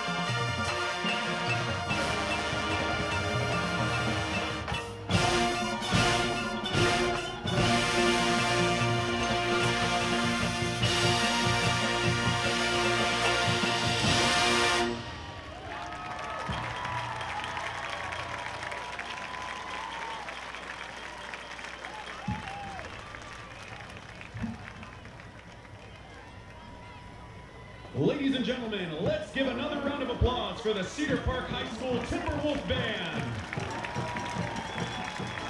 The Cedar Park Band would like to thank sponsors Milo Aquatics, Taco Palenque, Christian Brothers Automotive, Vista Ridge, Southern Landscape, Cairo Fit Wellness Center, United Vision Terminal 59.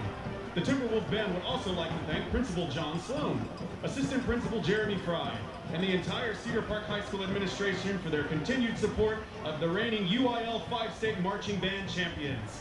This concludes our halftime activities. The Cedar Park High School marching band is directed by Kendall Santos, Jeremiah Armstrong, Roland Chavez, and Jordan Openshaw.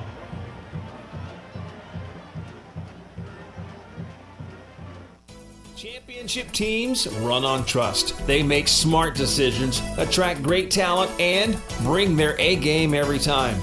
At American Bank of Commerce, we embrace this same championship philosophy. From first name relationships to local decision making to personalized service, we are the bank you can trust in the clutch. American Bank of Commerce. Let's win together. Equal housing lender, member FDIC. Welcome to the warm and inviting atmosphere of Toscano Italian Kitchen. Founded with a passion for creating innovative and exciting culinary experiences, Toscano Italian Kitchen pushes the boundaries of traditional Italian cuisine while embracing the unique flavors and ingredients of the Lone Star State. Whether you're joining us for a romantic date night, a family gathering, or a casual dinner with friends, our restaurant combines the rustic charm of Italy with Texas's renowned hospitality and friendliness. Toscano Italian Kitchen is a proud sponsor of Cedar Park High School Athletics. Located at Lakeline and Cypress Creek, we're open on game days with happy hour specials from 4 to 6 p.m. We also offer catering for groups of 10 to 1,000 and a private dining room for parties and gatherings. So whether you're a fan of traditional Italian dishes or eager to explore the creative combinations of our Italian with a Texas twist menu, we offer something for everyone. Come and experience the fusion of two culinary worlds in the inviting and welcoming atmosphere of Toscano Italian Kitchen. Introducing Kyle Foppe and broker Topher Rogers, your Move Smart Pros real estate team. Kyle and Topher are Cedar Park residents and local real estate experts. Move Smart helps neighbors get the most from the sale of their home through a smooth transition and help home buyers find their next home at the right price. More than just helping you buy or sell, they help you make smart real estate decisions to achieve your short and long-term goals. Look them up online at MoveSmartPros.com. All right, we're back after you're watching the how many times? 8 times state champions in the last 7 in a row. Timberwolf Marching Band. They just keep winning it. You know, they only do that every other year. So there is nobody in high school anywhere in Texas right now, and there's nobody in the public school systems in Texas who was ever in the public school system in Texas when somebody else other than the Cedar Park Marching Band won the state championship. That's amazing. That's utterly amazing. Now, one of the guys who contributed to the greatness of all the extracurricular activities at Cedar Park is with us on the interview tonight. He's moved on and he's now the Killeen ISD athletic director, but he was our baseball coach for 2 or 3 seasons, wasn't it? 2.5, because there was the COVID thing. Yeah. Lanny Williams is our interview guest. Lanny, nice to have you. Thank you very much, Brad. Nice to be here, man. Great seeing some familiar faces and just catching up with some old friends, and it's been great visiting with you guys. Who have you seen?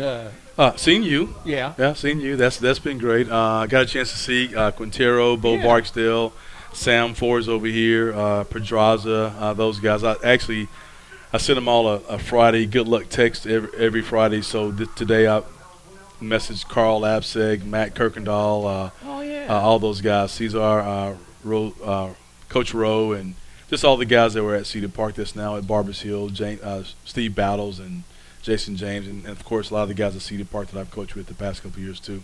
Now, you know, you were the one of 5 baseball coaches we've ever had at Cedar Park in about 26 years.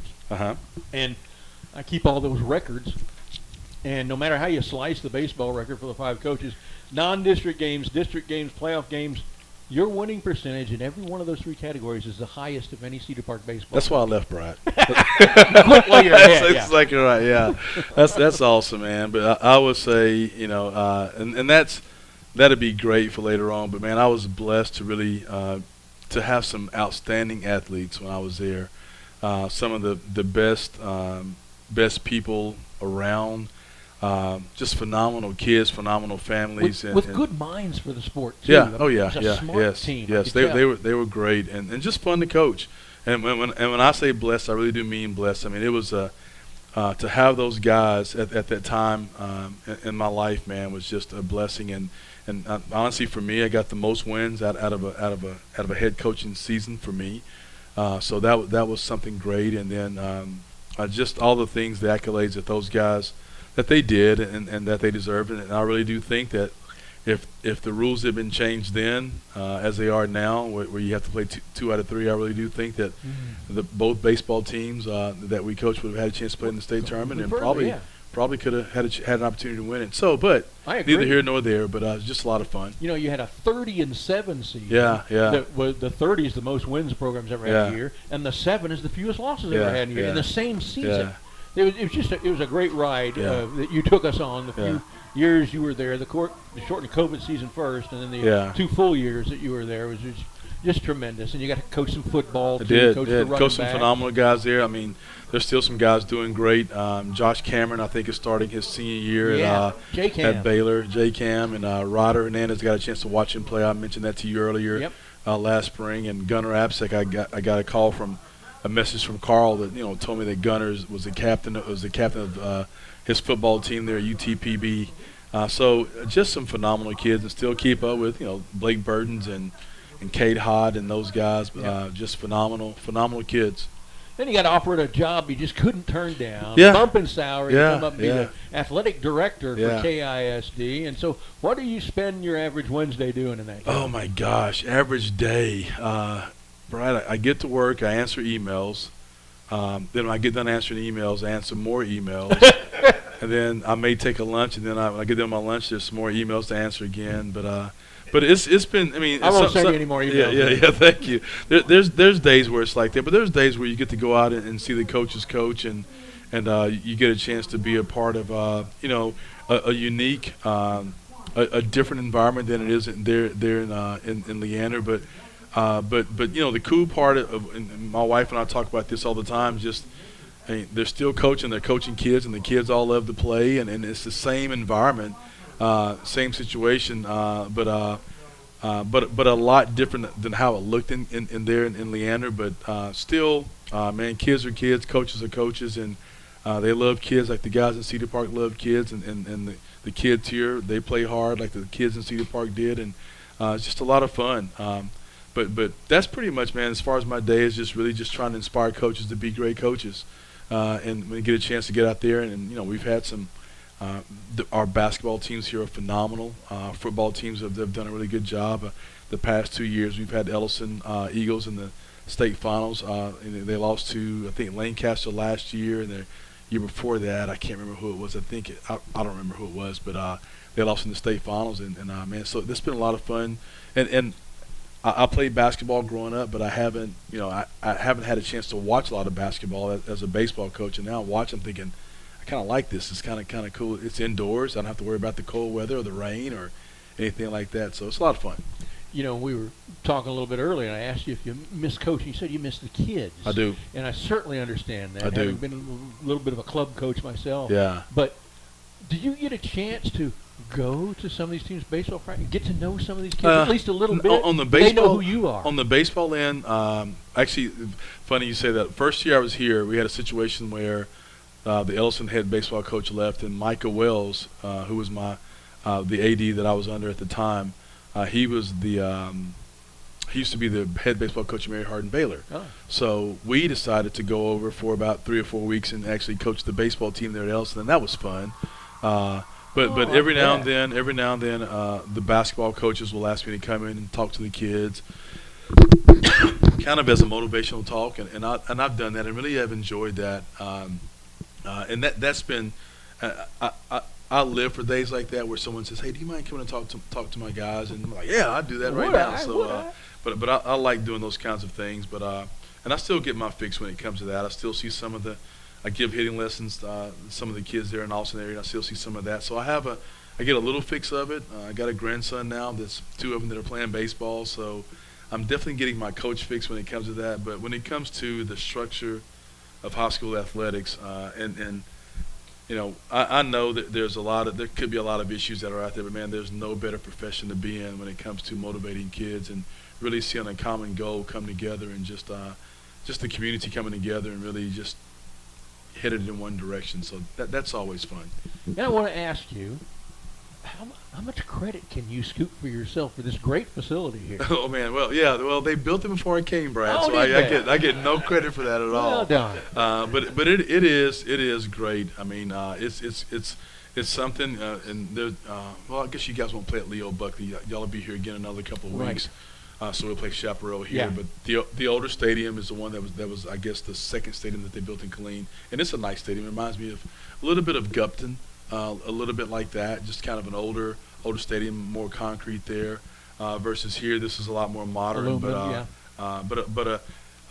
it's great. It's out in the middle of nowhere, as you guys probably noticed when you pulled up. But things are growing out in this area, so I'm sure that it will be overtaken by everything. We were noticing before the sun went down, these row of houses here, and there's one right lined up with the field that's got a porched upper deck there. You just get a couple chairs free out there and a beer. That's exactly right, man. Admission to the ball game football for free, every Friday night.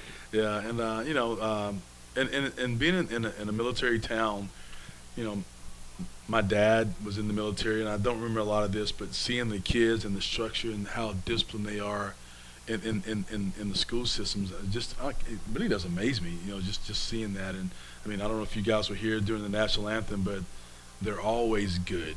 They are always very good. Our choirs do a great job. Our choir director. They did.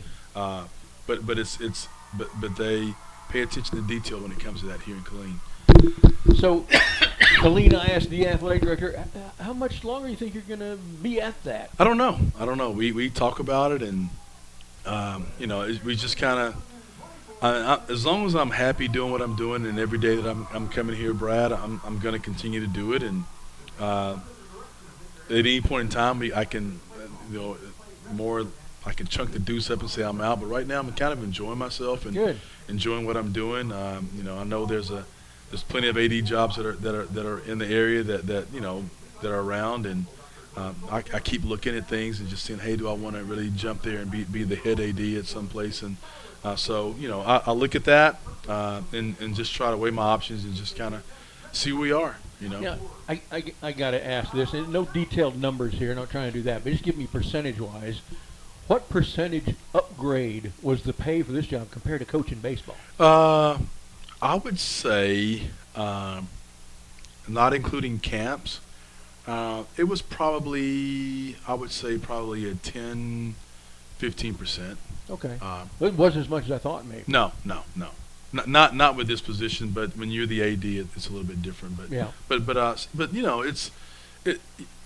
these opportunities don't come very often, and as they do open up, and you have a chance to get in, especially when you've been doing things as long as I have, when you have that chance, and it was hard.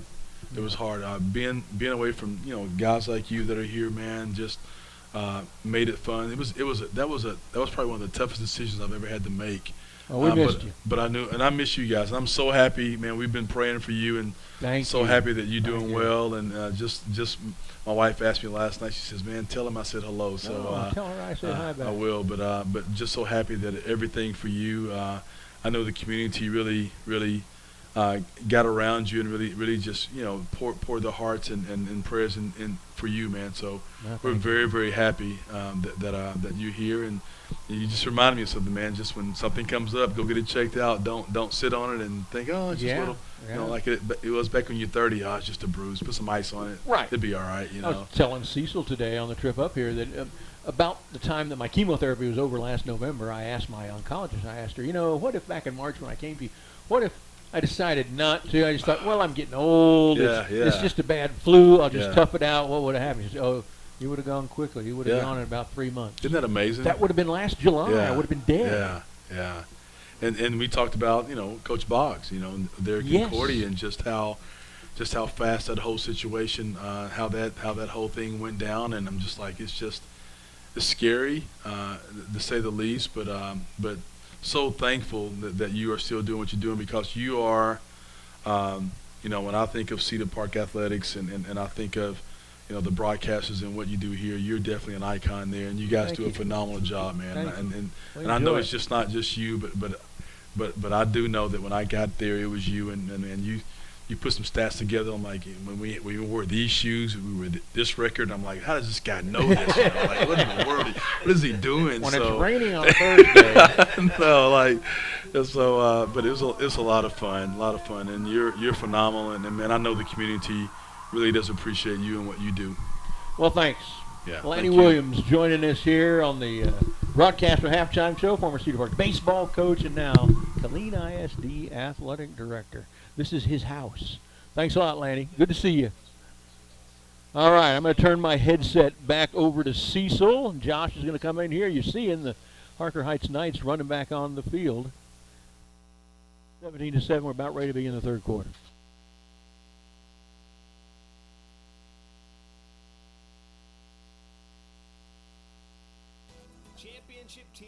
Run on trust. They make smart decisions, attract great talent, and bring their A game every time. At American Bank of Commerce, we embrace this same championship philosophy. From first name relationships to local decision making to personalized service, we are the bank you can trust in the clutch. American Bank of Commerce. Let's win together. Equal housing lender, member FDIC. The Austin American-Statesman is a proud supporter of Timberwolves football. From Friday night lights to buzzer-beating shots, we've got you covered. Our dedicated high school sports team covers all the action in Central Texas. Sign up for our high school sports newsletter and stay informed with the latest news, in-depth analysis, and behind-the-scenes stories. Visit our website at statesman.com or download the Statesman app from the Apple App Store or Google Play today.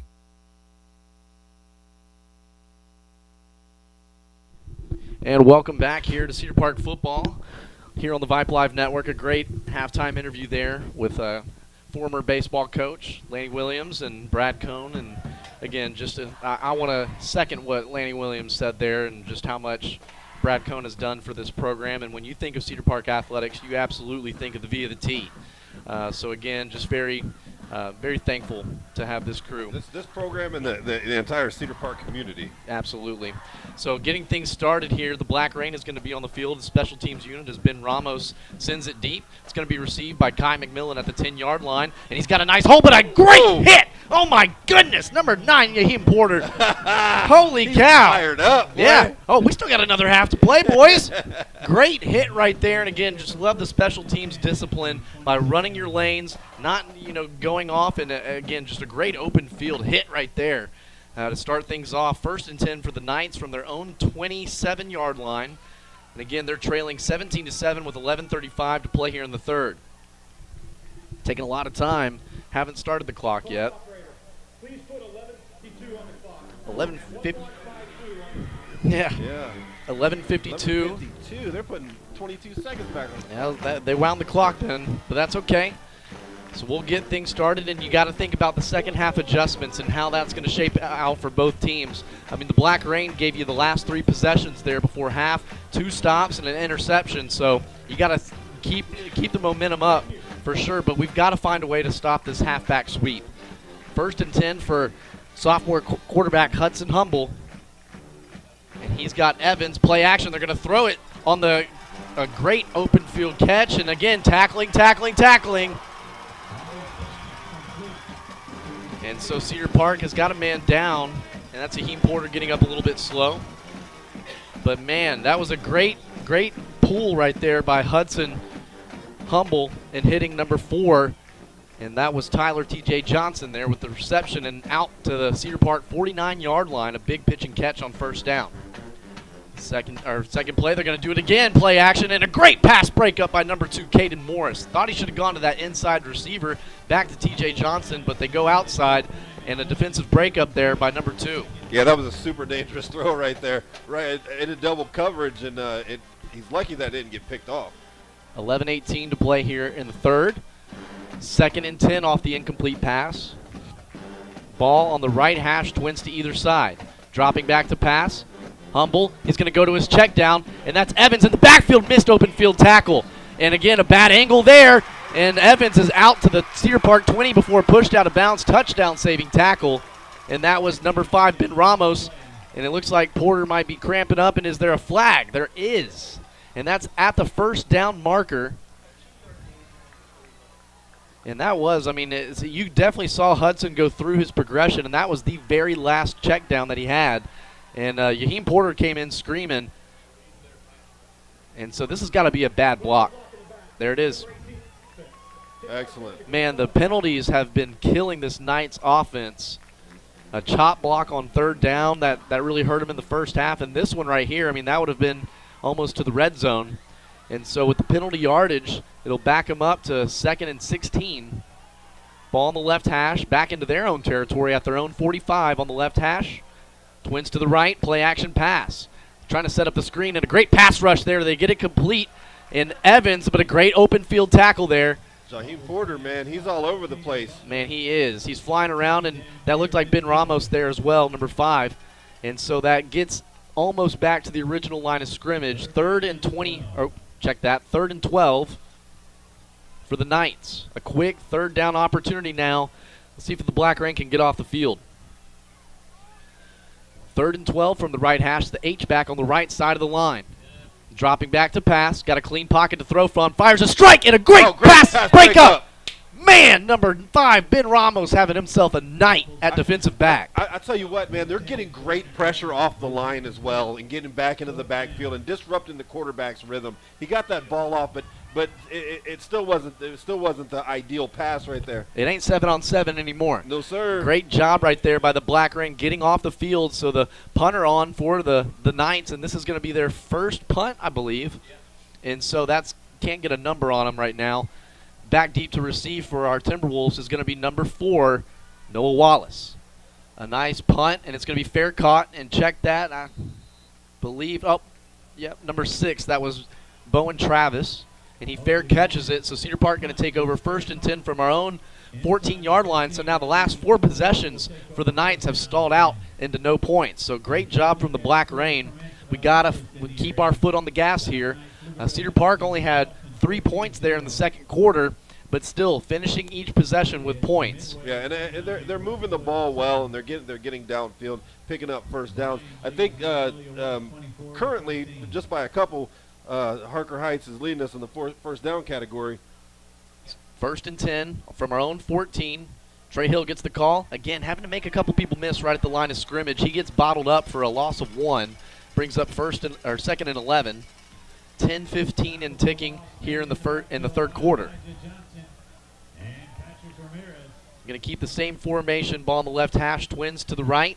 That H-back, number 7 for the Timberwolves, had a great first half. Jamal Porter. He bumps, and he's actually going to go with the hand down as a tight end. Got Zane Claybrook here in the boundary as the split end. Cooper drops back. He fires one downfield. He's got Claybrook open, and that's a great pass breakup. Went step for step with Claybrook, and number 9 from the Knights, Joe Hollis III, a great defensive breakup there to bring up 3rd and 10.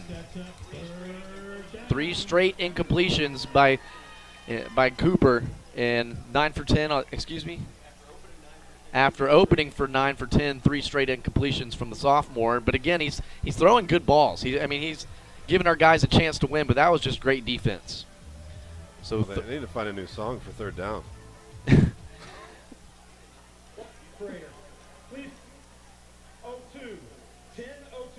My gosh, it's at 9:27. They're putting the clock back to 10:02. What is going on? I guess they were running it off the incomplete pass. And so with almost a full minute added back onto the clock, and with the others, a few seconds that we had coming out on their opening possession, that's definitely a full minute that they've added. A man in motion. Trey Hill goes in motion out of the backfield. Pump fakes. They're going to go to the screen to Porter, but that's off target. Kind of lost Porter in the mix, and so that's going to be incomplete.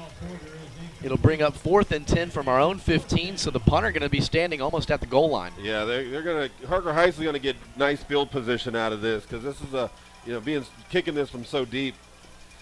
So Cedar Park, a quick possession after the Black Rain gave them a nice opportunity there.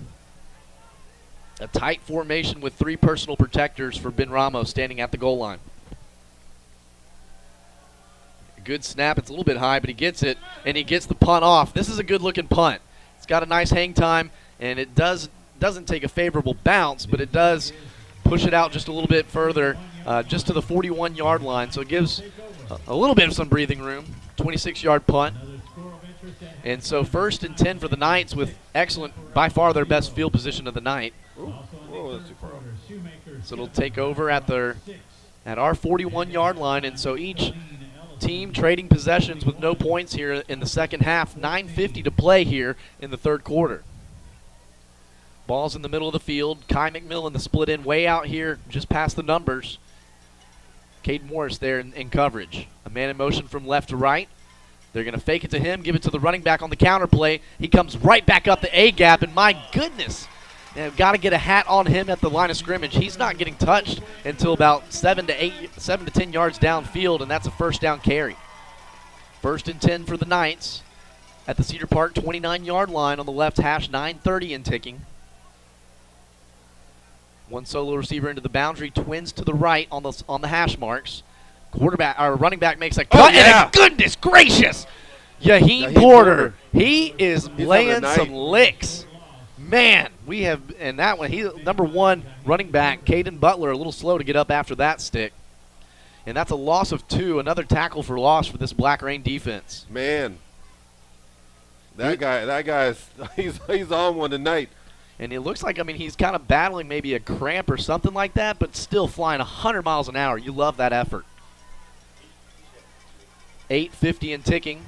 2nd and 12. 2nd and 11 is what they got it. Defensive line shift. They're going to sweep it to the right. Butler gets the call again, and a great job closing again. He keeps contained, number 24. And again, that is Grant Fuller, but he falls forward for some good yardage. So that's going to bring up 3rd and manageable for the Knights, about 3rd and 6. Ball on the right hash, twins to the field side. You got both of those speedster running backs in the backfield. C2 Evans just to the left of the quarterback, and again, Caden Butler just to the right. They're going to give it to Evans on the sweep to the right. Again, no outside contain. That was great outside block by number 72 from the Knights offensive lineman. Had Fuller there.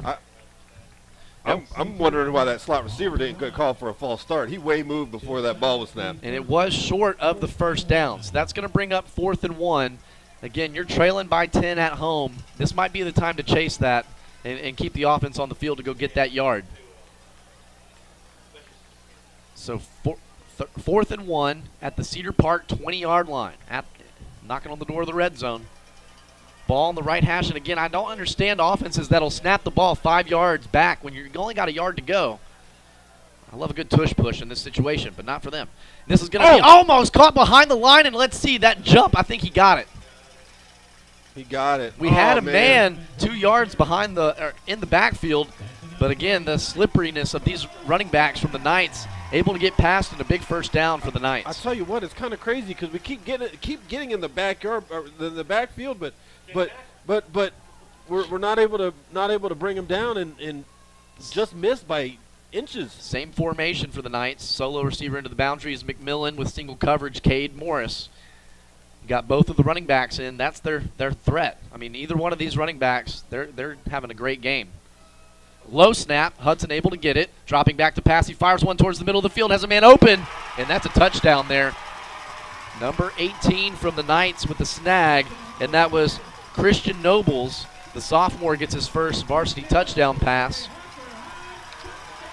And so the score now 17-13 with 7:29 to play here in the third. An extra point coming, and it's an important one. The hold is going to come from number 12 from the Knights, Rocky Crooks. Don't have a number on the kicker. I want to say I don't have that. We'll mark that in a second. High snap, he gets it down. 19. Almost got there for the block, but that's going to be good for the extra point is good. So now 17-14 with 7:29 to play in the third quarter. Knights are closing the gap, but let's see if the Cedar Park offense can get back on track. Right back after this Cedar Park message on the Vype Live Network. Welcome to the warm and inviting atmosphere of Toscano Italian Kitchen. Founded with a passion for creating innovative and exciting culinary experiences, Toscano Italian Kitchen pushes the boundaries of traditional Italian cuisine while embracing the unique flavors and ingredients of the Lone Star State. Whether you're joining us for a romantic date night, a family gathering, or a casual dinner with friends, our restaurant combines the rustic charm of Italy with Texas's renowned hospitality and friendliness. Toscano Italian Kitchen is a proud sponsor of Cedar Park High School Athletics. Located at Lakeline and Cypress Creek, we're open on game days with happy hour specials from 4 to 6 p.m. We also offer catering for groups of 10 to 1,000 and a private dining room for parties and gatherings. So whether you're a fan of traditional Italian dishes or eager to explore the creative combinations of our Italian with a Texas twist menu, we offer something for everyone. Come and experience the fusion of two culinary worlds in the inviting and welcoming atmosphere of Toscano Italian Kitchen. Welcome back to Cedar Park football here on the Vype Live Network. Cedar Park getting set to receive. And again, 7:29 to go here in the third quarter. The Knights on their second possession here in the second half get a touchdown. This one's going to go over the head of our return specialist, so we'll be 1st and 10 from our own 25. A string of incompletions for David Cooper after a electric first half. We've got to find a way to get into a groove and maybe some of the quick three-step game. Just get some guys some touches and give them an opportunity to make plays. And what are the first half stats on receiver number 7, Jamal Porter, Brad? First half stats we had: 3 catches, 33 yards. Felt like it was a little bit more than that, but they were timely catches. Would love to see us kind of work back into him. And left hash is where we're going to start with Trey Hill just to the left of Cooper. Porter in front of Trey Hill on the left side. Sends Porter in motion from left to right. Trey Hill gets the call, makes a man miss, makes another guy miss, and again just gets north and south and fought for an extra yard or two that you would think that most people would try to string that out towards the sideline. So again, smart play by Trey Hill, gets a gain of 5. Yeah, tough 5 yards right there. He had a big old paw grabbing his jersey. He was still able to pick it up. Excellent tough run. 2nd and 5. I want to see Cedar Park get back to tempo. We need to get tempo and our foot on the gas. About 15 seconds on the play clock. The game clock down to 7 minutes and ticking. Ball on the left hash. Porter now in the pistol formation. So Trey Hill behind Cooper gets the call. A good downfield block by those offensive linemen. And he's breaking tackles, carrying a Knights inside Knight territory, and gets the first down call. Oh, what a gutsy run right there. 21 yards on that carry, and he would just put it on him. 21 for 21. Love that. Great job up front and not making him get touched right at the line of scrimmage finally. 1st and 10 inside Knights territory at the 49. Trey Hill gets the call again, but that's kind of muddy, but he's patient and chopping those feet in a solid gain of 8. Very patient run. He saw the hole open up and just, bam, hit it and picked up a nice gain. 7 yards is what they'll give him, 6:10 and ticking in the third. Again, we're on top just by 3. The Knights closed the gap with a touchdown. Cooper, they're going to throw the screen, and that man is unblocked. Missed the block outside, a tough catch right there. And that's going to bring up 2nd down. Loss of 3. Yeah, that was a stick right there. And I believe that was number 6, Bowen Travis, who had the leading receiver. And I mean, he's up. Look at that cramp. He got a kill shot in the back right there. So good to see him get up under his own power and get off to the sidelines. Number 11, Christopher Rodriguez checks in. Listed as a senior tight end. And so now Trey Hill, Jamal Porter, 3rd down and 6. Big play right here from the Timberwolves. Yeah, we have another clock issue. Oh my gosh. 5:50 is what the clock is at now. Didn't see it, get adjusted, but they're going to run it from here. So 5:50 and the clock starts. Should have started. Hasn't started still. There we go. Ball on the right hash. Tight formation with Porter and another tight end. Trey Hill gets the call. Again, going right up the middle. And not much going there. It only gets 2, so it's going to bring up 4th and 4. And again, you're in that no man's land. You might want to try to do the field position battle, but the way the Knights they're able to move the ball. I would like to see our offense stay on the field. Yeah, it looks like they are.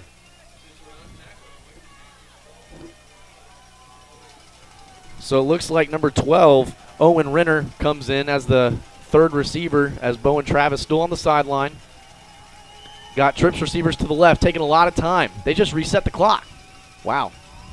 It was down to 11 seconds on the play clock, and they gave him a fresh 40.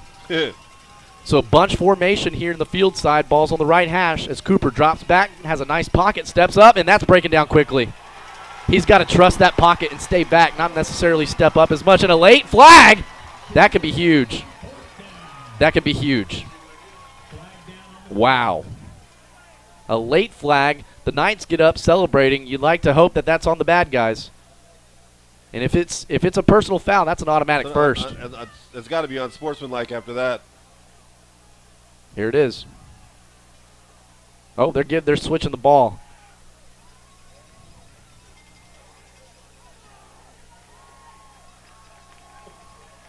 Personal foul on them.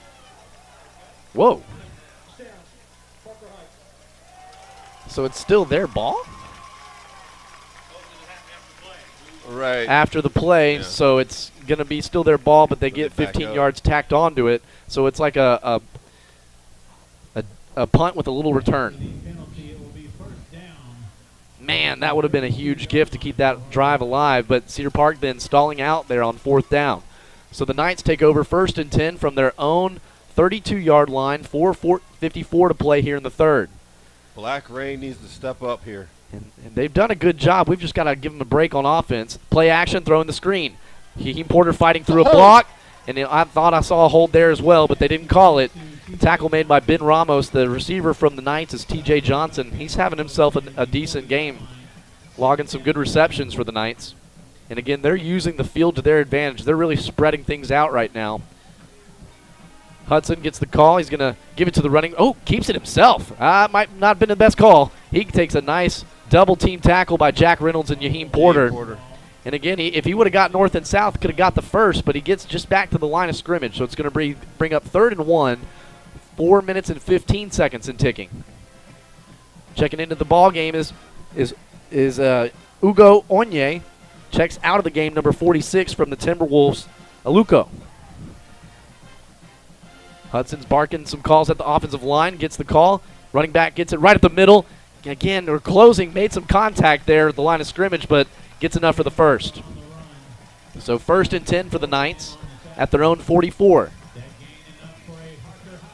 And the official timeout, they're going to give them the first. There you go, winds the clock, 3:40 and 5 and ticking.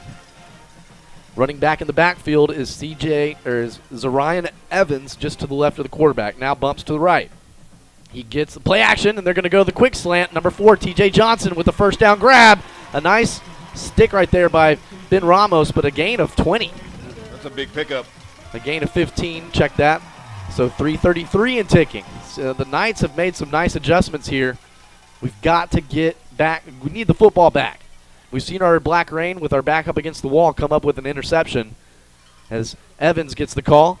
A good tackle right there. That is a nice stick. Logan Wickets, number 31. Huge. Good job, Wickets. Haven't called him. You're right, Brad. And this Knights offensive line, they're doing a good job of, working the defensive line and getting to that second level. But the outside backers have been having a nice game. Fuller and Heem Porter. Yeah, they have a nice tempo, and they're in a bit of a rhythm right now. 2nd and 9. Ball in the middle of the field. H-back on the right side of the line with the running back just to the left of the quarterback. T.J. Johnson in motion from left to right. Gives it to the running back on the sweep to the right side. Again, they're getting some. Oh, let's make a tackle, boys. Just spinning out of tackles left and right.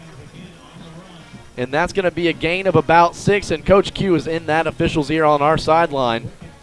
I mean, with him running out and being so patient, you can't hold that block that long. No. I'm telling you, there's been holding like they give him a gain of egregious holding all night. A gain of 4, so it brings up 3rd and 5. Big play. Dropping back. This is a passing play.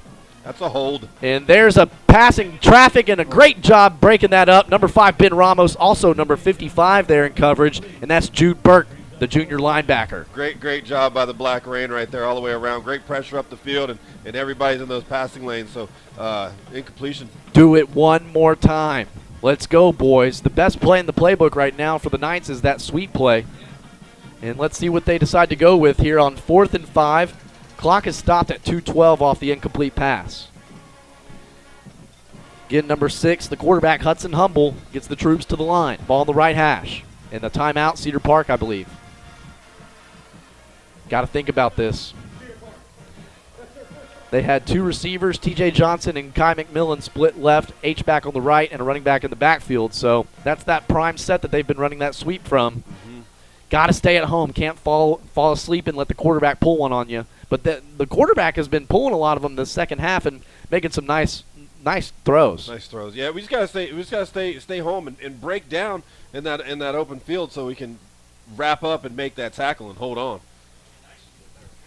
And he's getting the pass off, but the guys up front, they're getting opportunities. We've just got to wrap up. And so did want to go ahead and check out some of the games that we might be paying attention to. And Pflugerville-Hendrickson is beating Belton, or actually they beat Belton. That's not Lake Belton, so we'll scratch that one. Stony Point, okay, we're talking Thursday night, Josh. Come on, get with it. 35-0 is Barbers Hill and Coach Apsick's team. That Leander one's important. Yes, it is. Leander is losing to Pflugerville starting the 4th, 40-14. Dripping Springs is losing to Vandergrift, our next week's matchup, 31-14 starting the 4th quarter. The Glen Grizzlies on top of Medina Valley, 21-7, and that one's final. And so we've got a few other scores we'll get to. Lake Belton is losing to A&M Consolidated 20-14, 9:33 to play in the game. Rouse got a big win right now so far, 50-10 over Connolly.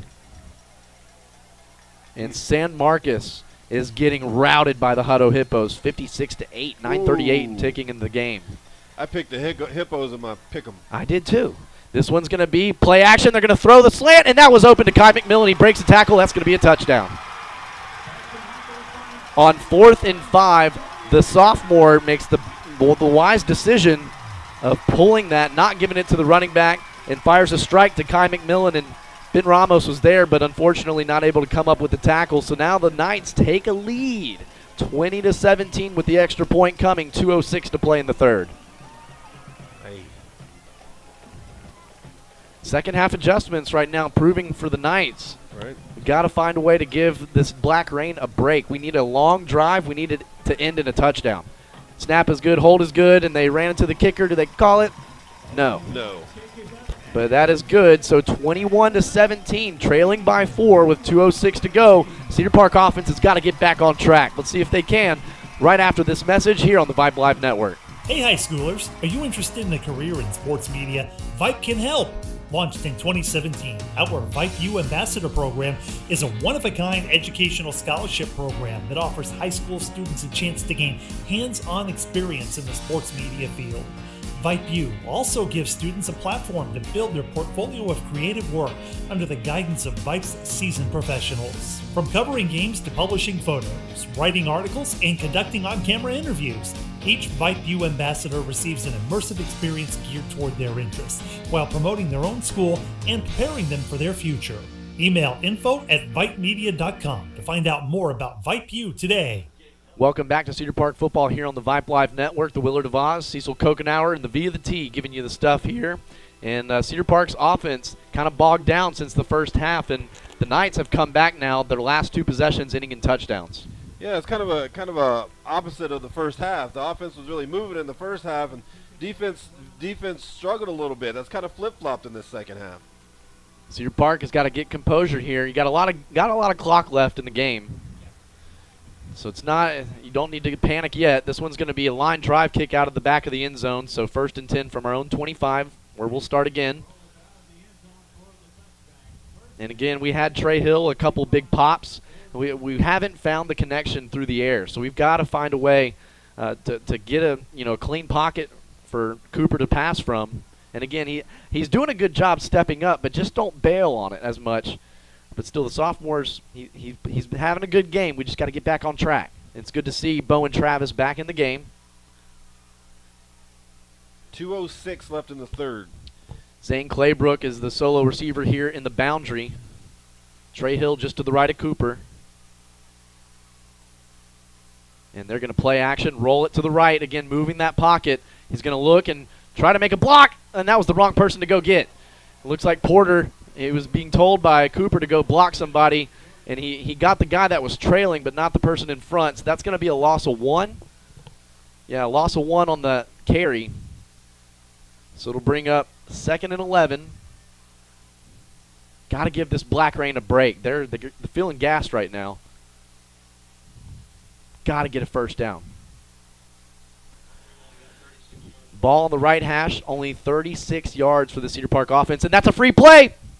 Offsides. Cooper takes a shot downfield, has a man open. Oh, my gosh. And Noah Wallace not able to track that. We're going to get the 5 yards and replay the down, so it'll bring up 2nd and 6. But, man, that was a good ball by Cooper right there, just not able to track it. So that's still a huge break, though. We need that 5 yards right here on 2nd. Opens the playbook up a little bit more. And that's okay. Just like Bo and Travis had another shot, you're going to get another shot, buddy. You'll get one. And we're going to need you to be ready for that one. Ball on the right hash. Zane Claybrook, here's the solo receiver into the field side. He's got a lot of real estate, and the corner backs off of press coverage. Play action, looking to his right, pump fakes, and he's going to decide to tuck it and run. Oh, my goodness, gets upended by number 22 from the Knights, and that was the linebacker, Cooper Howard. Our sophomore took a nice hit there, but he still got positive yards. It gives us a chance here. Got a gain of 3. 3rd and 3. 1 minute and 10 seconds to play here in the third quarter. This is definitely a crucial third down. And again, they're playing with this 4 defensive down linemen, or 4 down defensive linemen. So again, they're matching up pretty well, and it gives these backers a chance to clean up and make a play. Trey Hill gets the call on the sweep to the left, and he's going to have to outrun and tackle. He does it. He jumps for that first down. My goodness, Trey Hill. That's just strength. Just strength and turning legs to be able to pull away from that. Man, he is so tough. About 5'10". What was his weight, Brad? About 185? And, I mean, he can squat a house. A big first down carry right there from the junior. Extends this drive, and that'll, again, take us to the end of the third quarter. We're at 27 seconds. We're going to get a playoff as Porter in motion from right to left. They're going to go on the counter to the right side. He's got a couple of running lanes, and he hits the safety. And, again, he gets a solid carry of 8. That should be the last play here of the third quarter. And, again, this is just good. Just give your Black Rain a rest. They've been going at it all second half. Yeah. So that is going to be the final play here in the third. We're trailing 17-21. We've given up 14 unanswered, but the fourth quarter, this is where we pay rent. We're going to take a quick commercial break, and we'll be right back with more Cedar Park football here on the Vype Live Network. A game without a crowd is just a scrimmage. A performance without an audience is just a rehearsal. Without your presence, high school sports and the performing arts aren't possible. Ensure that these essential extracurricular activities continue to enrich the lives of students in Texas. Purchase a ticket to your local high school's game or performance. This message presented by the UIL and the Texas High School Athletic Directors Association.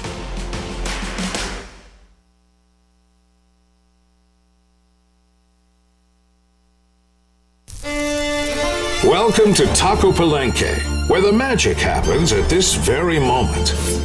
And especially for you. We know fresh food simply tastes better. That's why we start cooking your meal at the exact moment you place your order. For us, your order is not just another number. It's as unique and special as you are. Enjoy your meal. Taco Palenque, food in real time. Welcome back to Cedar Park football here on the Vype Live Network. Getting started here in the fourth quarter. We got a 2nd and 2 coming, and went to the stat department, and it was a devastating third quarter. It was not what we planned on at all, and now they've actually started to outgain us total yardage and passing yardage and rushing yardage. So Cedar Park and first downs. Okay, let's chill, stat department. 2nd and 2, ball on the right hash. You got number 4, Noah Wallace here into the boundary. Trips to the left. Snap. And they're going to pump fake it. He's got a shot. Oh, wide open. And that's Zane Claybrook. Makes the snag at the 30, the 20. Is he going to get there? Touchdown, Cedar Park. They take a shot on the fake screen, and David Cooper to Zane Claybrook for the score. Beautiful. That was a thing of beauty. Excellent fake and excellent execution. Claybrook just wide open going down the sideline, and he hit him. Man, that was a great fake setup by those receivers, really selling that block, and the safety completely drops Claybrook, a little bit underthrown. So you'd like to think that, I mean, he had to really turn on the jets to outrun that trailing defender, and he did. Great job from the sophomore to the senior. 23-21, extra point gives us a 3-point lead. A good snap, I'm foreshadowing, and a good hold that is through the uprights. Cedar Park regains the lead, 24-21, 11:51. We'll keep it right here. Again, Cedar Park, we needed an answer, and we got one real quick. Yeah, we did. Yeah, it was that's crucial. That's a huge answer. We got 11:51. This game just got a whole lot more interesting. And you can kind of feel the energy over here. It's kind of uneasy on the night side, but for the Black Rain, that stuff motivates you. Oh, it sure does. And it was a nice long drive, which gave them a chance to get a break and get some water, catch their breath a little bit, and then get the extra energy from the score. Yeah. Oh man. They're in a good spot right now. I'm feeling a Yaheem Porter stick again. Yeah. I'm feeling another big hit coming. But we're going to need to keep these running backs contained, and it looks like the sophomore quarterback, Hudson Humble, has really found his stride here in the second half. He's done a good job of not just giving these sweeps every single time and hitting that backside slant off the RPO. So 12 of 17, 163 yards and 2 touchdowns, both of those in the third quarter. So Cedar Park finally responds after the 14 unanswered, and we get a touchdown of our own, and that was crucial. Again, that field goal we got in the first half now, really, that was big deal. And that was not a short one. That was a 34-yarder by Ben Ramos. So 11:51 ticking here, or about to tick here in the ball game. And we haven't been sending them deep. They've been able to return all of these kicks, so this is an important play. A good kick, though, from Ramos. It does go for a touchback. I will hold my words. There we go. Good job, Ben Ramos. Again, going to bring up 1st and 10 for the Knights, back from their own 25, and I believe this is their worst field position of the second half. So they're going to start, again, trailing by 3. They've had a lot of, improvements from the first half to second half, and God, looks like we're cramping left and right down there. Yeah. Everybody's trying to stretch it out. It's a hot one. I don't know what the temperature is right now, but our stat department will be on that. 8, 9, 10, 11. 1st and 10. They're going to spot it there in the middle. And so it's going to be actually more cheating on the left side. Got one running back in the backfield. Man in motion, it's T.J. Johnson. They fake to him, and they're going to double fake. Actually, that was a great sell by the quarterback. And we cannot tackle. We cannot tackle. We had him wrapped up at the line of scrimmage, and Caden Butler scampers for a gain of 15. 18 yards for Butler. And that's just huge chunks. That's a gashing run right there. And you're watching the replay. My gosh. I mean, so many opportunities to stop him right there. We've got to wrap up. 9-5-90.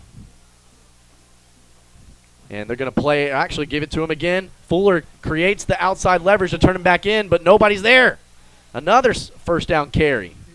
And now Caden Morris is here. He's cramping on the sideline. Ben Ramos isn't on the field. He's cramping. This is not good. We need our guys out there. We need them available. 1st and 10 for the Knights in Cedar Park territory at the 44-yard line. 11:34 with that tackle out of bounds. They see that there. They're going to attack. They're going to attack that spot. Yeah, he needs to be. And so they're going to do the halfback counter. Fuller going to create that outside leverage, turn him back in, and there's some Cedar Park defenders. Logan Wickett's there in pursuit. Also number 45 from the Timberwolves, Henry Newman. Number 99, Brooks Buffard off the bottom of that pile as well. A crucial play right there to keep that outside leverage by Fuller. God, we got to get Caden potentially out and let him get a break, and because he is really nursing that cramp. 2nd and 10. Caden Butler, the running back next to Hudson. Good snap. Gets the carry. He really, forces that towards the line of scrimmage. How does he break that tackle? a touchdown saving opportunity, and it's made by number 26. And that was 26, Jonah Johnson. My goodness. I mean, that should have, again, right at the line of scrimmage, and he physically stopped. He stopped, let everybody over pursue, and then just hit the afterburners right at the middle. So 1st and goal, ball at the 7-yard line. The Knights are trailing by 3 with 11:07 and ticking. 130 yards is Butler. They're going to throw the single, and that's out of bounds. Good coverage out there. And again, a limping Cade Morris in coverage. He's calling for himself to get a break. Yeah. Yeah, I mean, yeah. We need to get him a break. There's no way you can keep going like this. Oh, they subbed 5 in for 26. And Ben Ramos, starting receiver, he's lined up over T.J. Johnson, about 5 yards. Looks like everybody's in single coverage, and they're going to give it to Butler. And again, we had a chance at a missed tackle. And who is that? I want to say that was 55 with the first chance at him. Not able to come up. It was Jude Burke, though, making contact, making him, redirect his path. Yeah, Pete Porter, his hat came off, so he's going to have to come out of the play. So that brings out number 27, and that's Jacob Morris, senior linebacker, checking in. We got number 16 checking in, the cornerback, too, for number 2. And that's, 16 checks in, and that's going to be Ross Sorrell, sophomore defensive back. And he's probably outsized by about 6 inches. Rolling the quarterback to the right. See if we can get to him. And that's caught for a touchdown. That was T.J. Johnson, the receiver. Right at the front of the end zone. And we almost got the quarterback. I mean, a good pressure right there, but that was a superb route, and Hudson Humble could not have put that in a better spot. Touchdown for the Knights with 10:27 to play. They're up by 3 right now with the extra point coming. Man, what an electric second half this has been. And Cedar Park is going to have a chance to respond. Still a lot of clock left. The kick is coming from number 19. That's been who's been doing the duties, and that's Oakley Goins. Snap is down. The hold is down. That's bad. It looked bad. As a former place kick holder, it looked like laces were in, and I would be getting a barking to from Granger McCullough if that were me. But that's through the uprights, and they get a 4-point lead, 28-24, 10:27 to play here in the ball game. We got to keep our foot on the gas and keep the pressure on. We'll be right back with Cedar Park football here on the Vype Live Network. Primerica Financial Services has been committed to helping families save and invest for their futures since 1977. Through PFS Investments Inc., Primerica's broker-dealer, they show people how they can achieve a better financial future by helping them learn our How Money Works concepts. With approximately 2.5 million client accounts, they offer the best solutions designed to help families achieve their financial goals. With Primerica, no client is too big or too small. Call them at 512-981-7807 or visit Primerica.com.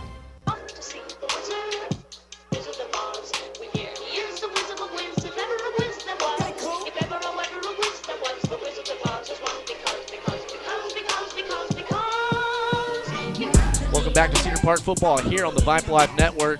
The broadcast crew, we're getting a little antsy up here. 28-24, we're trailing, and 10:27 to go in the game. Cedar Park is going to get set to receive, and we had a great possession. It was a big connection from Cooper to Claybrook. We're going to need another, got to have a big possession here. Is this one kicked out of the end zone? Don't get a penalty right here. Okay, thank goodness they didn't. And so that's going to bring up 1st and 10 from our own 25. Got a lot of field to go. Playbook is wide open, though. We need to score a couple of times. I mean, field goals don't do it with this 4-point lead. So we got to get it in the zone and get a stop, and then get it in the zone again. That's right. And that's something that we are definitely capable of doing. And so Cooper brings the troops to the line. Wallace and Bowen split to the right. Claybrook, the solo receiver, into the boundary. And Porter is the H-back on the left side with Trey Hill just to the left of Cooper. Trey Hill gets the call, and there's not a lot of room to run, but he bounces it outside. A great outside block by Claybrook. It was all Trey Hill, but Claybrook did a great job sealing off the edge there. No flags. He picked up 6 yards wow. off that. How did he get 6? Unbelievable carry. That's just he willed that 6. Yeah. Man, these guys are definitely giving max effort. 105 yards on the ground for Trey Hill. and they've been tough earned yards all game. You got Porter and Claybrook together there in the boundary, and twins to either side. 10-15 and ticking here in the ball game. And a flag, false start. Takes back those 6 yards. Yep. So to bring up 2nd and 9 with the penalty yardage added. Yeah, Brad Cohn, only our 4th penalty of the game. We had 2 face mask penalties on the defense in the opening possession. So pretty clean game penalty-wise. But now is not the time to have those. And so that'll bring up 2nd and 9, ball left hash. Twins to the right. 2 men in the backfield, Porter and Trey Hill, as Trey Hill goes in motion out of the backfield. They're going to try to set up that screen again, and he does make the catch. Oh, he cuts it back towards the middle of the field, and he's going to have to find a key block and break another tackle. Wow. This is a lot of running for not a lot. Man. Yeah, there was a Porter. There was too many defenders, and so he did the Reggie Bush and came back over to this sideline, and again, only got a gain of about 2. Actually, they'll give him only 1. Check that, too. I'm trying to follow the lollipop. There we go. Brings up 3rd and 7. Cedar Park has converted a ton of 3rd downs tonight. I've lost track on my tracker. And this is going to be a big 3rd down. Noah Wallace is the single receiver. 3rd and 7. Timberwolves. Play action. Drops back. Steps up into the pocket. He's going to try to call his own number. Makes a nice cut. And, man, excellent. Showing some huevos there. The sophomore gets the big 1st down pickup on 3rd and 7. Onions. Onions. 1st and 10 Timberwolves. Wyatt Valiente is going to get the troops settled at the 41-yard line. Ball on the left hash. 9:45 and ticking. We're trailing by 4 points. A field goal doesn't do it. Cooper with twins to either side. Drops back. He's going to kind of roll to his left. See if we can get somebody open. Nobody's there. He's going to have to make something happen. He finds an open man, and that's Bowen Travis. That's enough for the first. Gets a nice downfield block, and that's inside Knights territory. Great job, and we've got a down lineman for the Cedar Park, and again, it's Cramps. That's number 62, I believe. And that's John Holing. And I go back to when my brother played at Baylor University, and that was the thing. If you're cramping, that's on you. You got to be hydrating throughout the week. And so 9:21 is where the clock stops, as again the offensive lineman's going to come off the field. Don't know. Let's see, 52 checks in, and that's a sophomore, Cash Hill. Checks in at left guard. A great job, though, by Cooper. And, again, for knowing where his check down is. That was a great job. Great job by 6 finding that soft spot right there, too. And, again, it showed the speed to really get it downfield. And, again, this is just flipping the field now. H-back in motion. Trey Hill gets the call, and, my goodness, he's having to, again, he's getting contact a yard behind or at the line of scrimmage.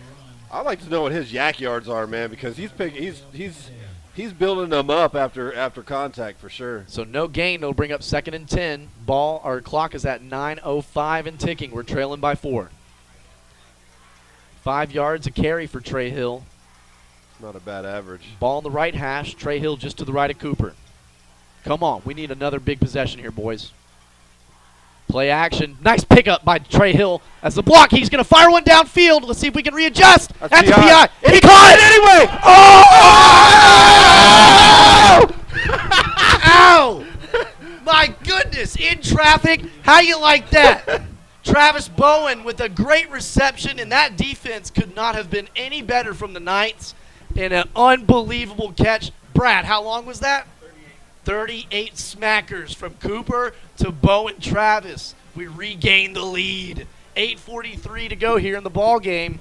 30-28 with the extra point gives us a field goal lead. I think I just threw my back out. I think I've got handprints on me from being slapped, but that's okay. Wow. Here comes the snap. Good snap, good hold, splits the uprights.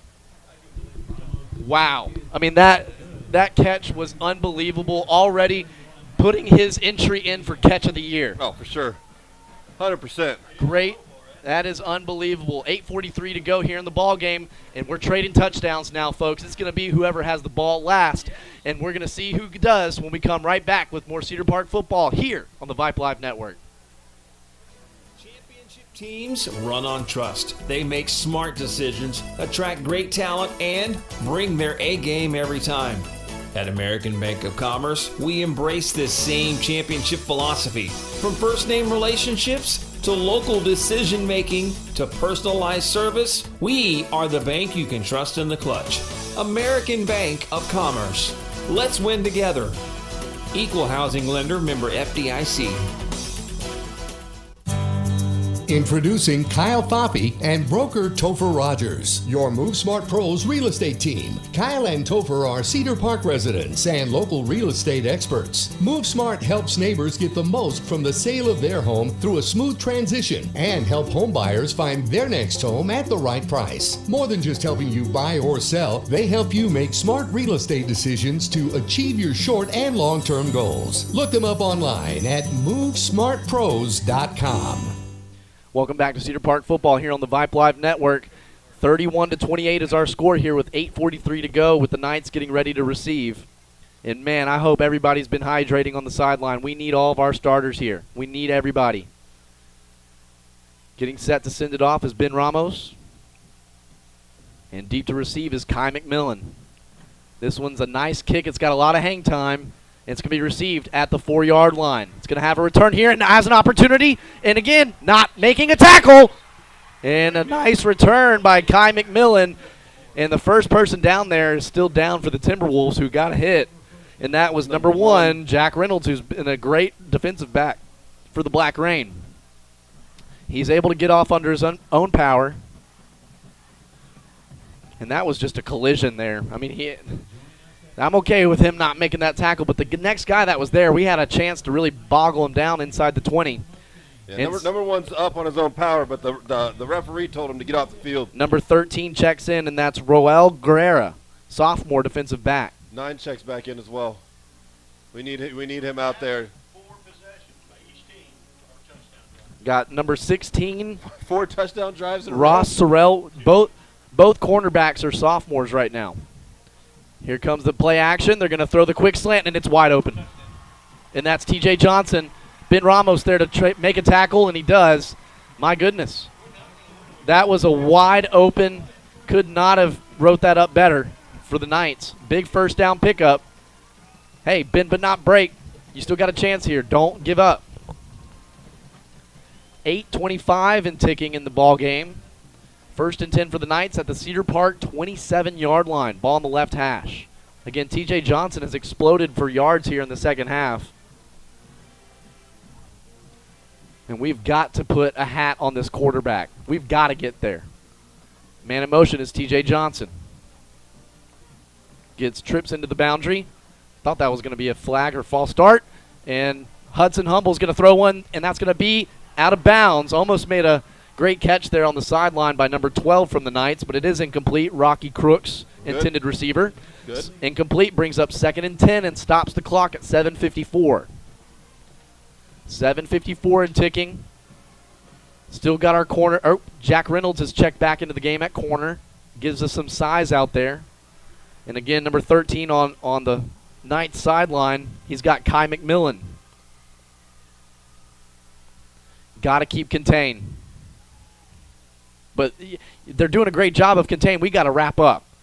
They give it to the running back. Again, great downfield blocks, and he fumbles it! It's a live football! They came down with it. Yeah, 73 from Harker Heights. Wow, that was Logan Wiggets that forced the fumble there, and that thing was in the air for, it felt like an eternity. Oh, my goodness, that thing popped up. It's so high in the air. Oh, my gosh. It was a jump ball, really. That was, when you're playing in the cul-de-sac, jackpot right there. Yeah. Who could go grab that? Yep. But that is going to be short of the first. Clock is still going to tick at 7:35 and a gain of 7. So it brings up 3rd and 3. They're going to a huddle up. They haven't done that much. The running back in is Zarian Evans, just to the right of Hudson Humble. Got one solo receiver, and that's Cade Morris with no safety help over the top. They give it to the running back up the middle. Good job gang tackling. Yeah, they stopped him at 1 yard gain. Yep, so it'll bring up 4th and 2. That's a long 2. Trailing by 3, 7 minutes and ticking. You got to keep the offense on the field if you're them for the second half they've had, and they're going with the kick. Do not fall asleep, and you better keep everybody in front. It is. Now, I mean, as a former holder, I would love a little fire call right here for the holder. That would be pretty cool. And we knocked in a 34-yarder, so about from the same position, but now from the left hash. We were about in the middle of the field. Crooks gets the snap, gets the hold down. He didn't make it. Short. Why did they not keep the offense on the field? Wow.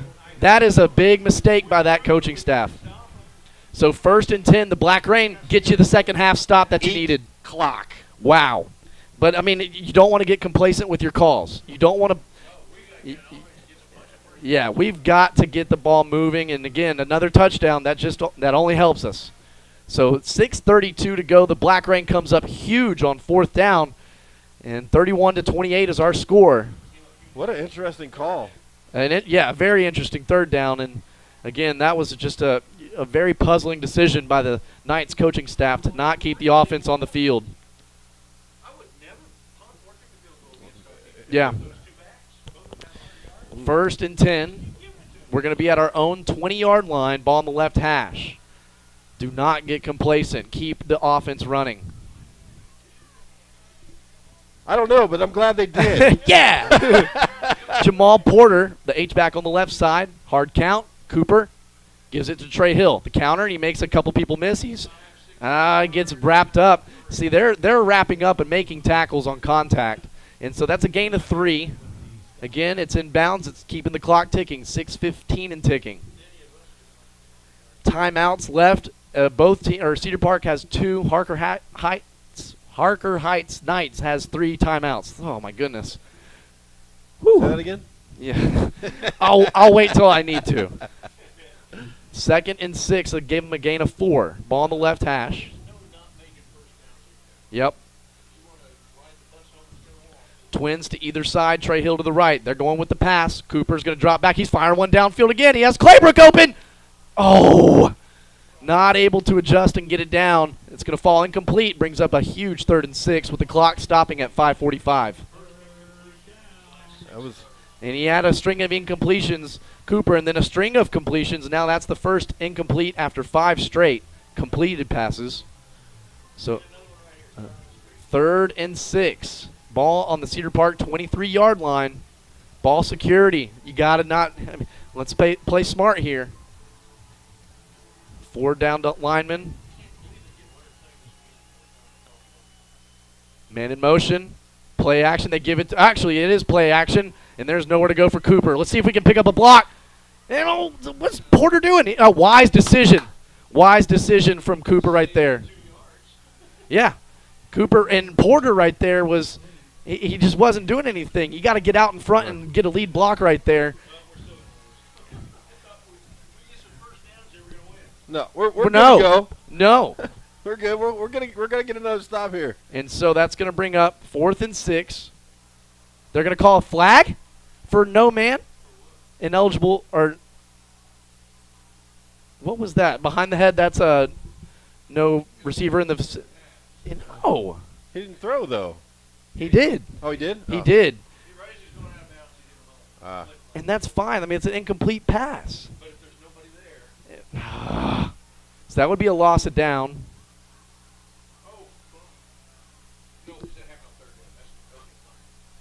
Stat department. Stat department. So 4th down. Are they going to mark off penalty yardage? Let's see what he says here. He's going to confer with the line judge.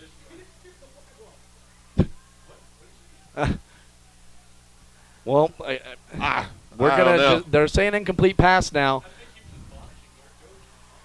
and so 4th and 6 from our own 23. The clock is stopped at 5:36. They're gonna have good field position with Ben Ramos standing at our own 8.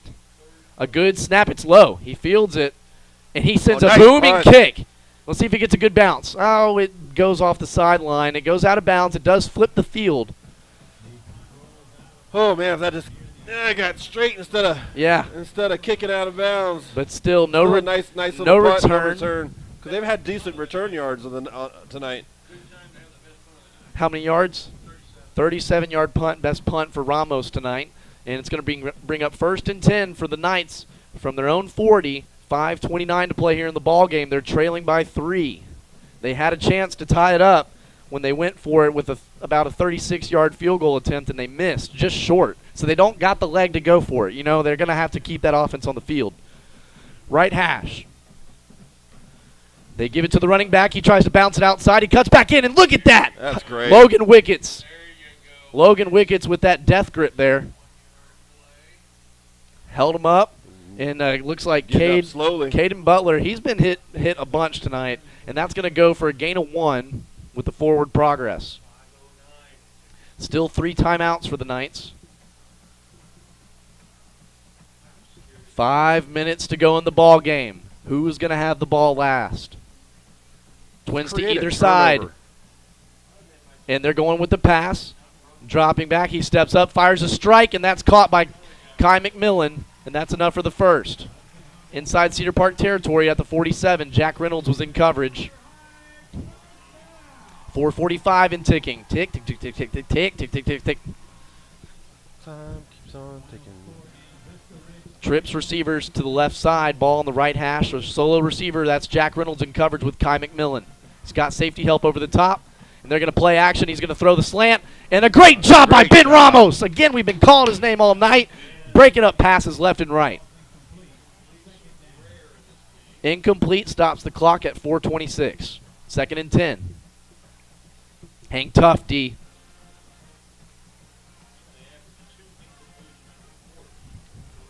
Two incompletions per corner for the sophomore quarterback, so they are a rarity.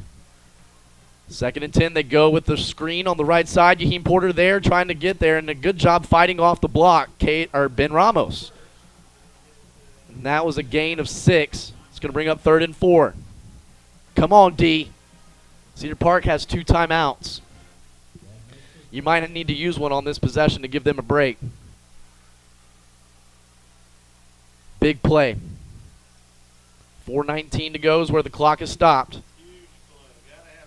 Play action, throwing the slant, and that's tipped up. Oh my good. Cade Morris was there. They didn't go again with the slot receiver slant. They went to the outside, and Cade Morris tipped it, but it didn't go to the ground. It had an opportunity from number 15 to make the play, and he drops it. Check that, 18.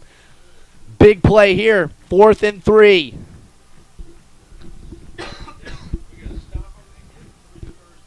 If you're listening to us at home, you better be standing up right now. We need it. 4th and 3, 4:15 to go. Ball at the Cedar Park 40. This is a huge play. Butler checks over from right to left. Timeout. Cedar Park. That's a good timeout. Give them a little break, and then come up with a good plan for what can be presented right here, because I mean, this is a game deciding down. Unbelievable game we've had, and Cedar Park had a 17-7 lead going into halftime, and leading in every stat, and that completely reversed in the 3rd quarter, and we started to get on we were on the trail. And Cedar Park, though, the relentless effort of not giving up, the Black Rain coming up with some stops, and again, an opportunity right here to be the backbone of this team. We need another stop here, but it's got to be another drive by our offense. We've got to get some first downs. I agree. A definite good look, and Dave Campbell's wisely picking them to be the district champion preseason. And they're giving us a run for their money, but both running backs over 100 yards for the Knights, and their quarterback has really come on in the second half. This is definitely a worthy opponent. Wow. What a game. What a way to open the season.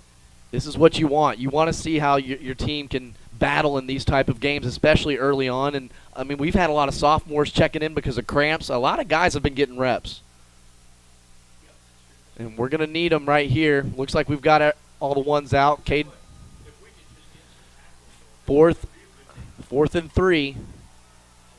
And the quick snap. They're going to go play action, and he throws it. Throws it deep to Kai McMillan, and it's caught. He caught it. Out of bounds. And it's caught all the way down the Cedar Park 12-yard line. and just got beat on the coverage there. So first down for the Knights at the 12-yard line. They can get a fresh set of downs at the 2.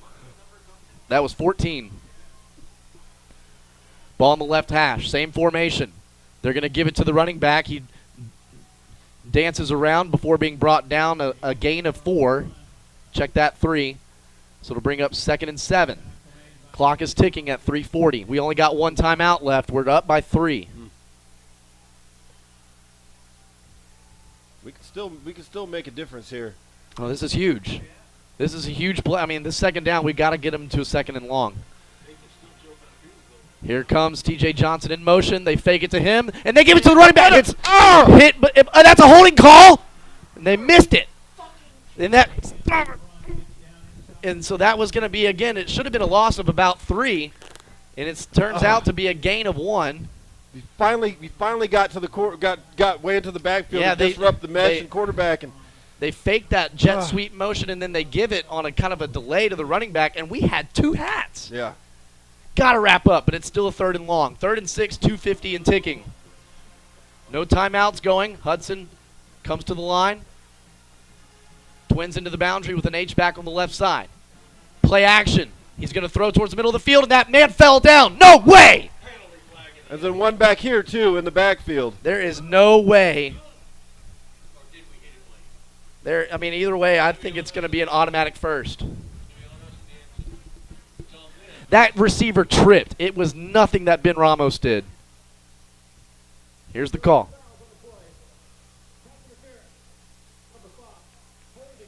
Wow! Offsetting penalties. Yeah. Replay the down, though. Wow. A gift from the football gods. And what are we doing with gifts in 2024? We accept them. That's right, baby. We are going to take every gift that we can get. So they're going to huddle up. 2:40 to play as the clock is stopped. Play clock goes. Same formation. Got a receiver split way out right. They're going to look for him on the quick slant, and that's overthrown. No good. Overthrown, and that's going to bring up 4th and 6. You got to. If I'm them, I'm bringing the kicker. Here we go. Here's 19's going out right now. Wow. Yeah. So they're going to the kicker. He already missed one from about 36 on the left hash. This one's going to be on the left hash again. And again, with these wide field goal posts, the closer you get in, this angle is actually a lot harder the closer you get. So this one is going to be set up on the 14, so a 24-yard attempt from the left hash. Make sure we got numbers right. He just moved it. Good call, Brad. Nice, good eye. Yep. So now it's going to be a 25-yarder. Good snap. Good hold. Laces are in. That's good. We are all tied up. Tied up. 2:33 to go in the ball game. And, man, if this is not a Donnybrook, I don't know what is. All tied up, 31 all. Cedar Park gets the ball and a chance to put the nail in the coffin. We'll be right back with more Cedar Park football here on the Vype Live Network. The Austin American-Statesman is a proud supporter of Timberwolves football. From Friday night lights to buzzer-beating shots, we've got you covered. Our dedicated high school sports team covers all the action in Central Texas. Sign up for our high school sports newsletter and stay informed with the latest news, in-depth analysis, and behind-the-scenes stories. Visit our website at statesman.com or download the Statesman app from the Apple App Store or Google Play today. Welcome to Taco Palenque, where the magic happens at this very moment. And especially for you. We know fresh food simply tastes better. That's why we start cooking your meal at the exact moment you place your order. For us, your order is not just another number. It's as unique and special as you are. Enjoy your meal. Taco Palenque, food in real time. Welcome back to Cedar Park football here, the Vype Live Network with the Willard of Oz, Cecil Kokenauer and Brad Cohn, and Les Clary, our QA. Man, Les, I hope you're hearing this one, man. This one's an unbelievable game, and we're all tied up at 31 with our Timberwolves, an opportunity to close this game out. Now, the Knights holding on to all 3 timeouts. That's huge, as Cedar Park just has just 1. And again, the second half adjustments for the Knights offensively, they've really got it going they've been pulling those sweep play actions and hitting these open receivers. In the big 4th down conversion to Kai McMillan, that was a huge play. That was huge. But I'll tell you what, it was a huge step up by the defense to get that stop right there and only allow 3. Exactly right. So now Porter goes in motion. Now is on the right side of the line. And they're going to give it to Trey Hill, going right up the middle, and he split some defenders, and again, a solid carry of about 7. And it's going to wind the clock. I might burn one here. 2:20 and ticking. No timeout called. 2nd and 3. A solid gain on first down right there. Walking up some pressure, backs off. And Trey Hill gets the call, but he's met at about a line behind. And let's see forward progress. They got to get him back to the line. They do. Yeah. Elijah Johnson, just number 5 for Killeen, and he's right up in there. He's down on the field. And so that's not even a timeout. They're getting a kind of a 4th timeout here, and don't want to say that for any reason. I mean, he's got an injured Knight down there. Trey Hill. So what was it, 34? Or 24 for 115, 4.8 average, and we're at 3rd and 3. A minute 52 is where the clock is stopped. And it's good to see number 5. He's kind of hopping off with a little bit of help, but, again, I think everybody's cramping. They are giving everything they got, both squads tonight. This is an unbelievable game. 3rd and 3, ball's on the left hash. Trey Hill's just to the right of Cooper. And it's going to be our team. 1:52 to go. Going to start the clock. They should, or do they start the clock coming out of an injured? I don't know if they do. Yeah. No. Nope. He does wind it. So a minute 50 now and ticking. Take some time. Still got 20 seconds on the play clock. Porter's in motion. They're going to go on the counter. Again, he's having to make a couple of people miss, and he just pushes forward as much as he can. He gets a yard. They call a timeout. 4th and 2 for the Timberwolves. The clock stops at a minute 32. Wow, what do you do here? Do you keep the offense on the field?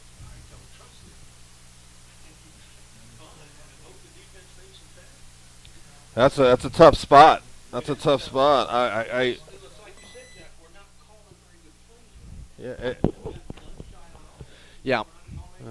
Yeah, I mean, three counters in a row. I mean, yes, yeah, you got to mix it up a little bit. I mean, we kind of went away from the tunnel screens. I mean, we got,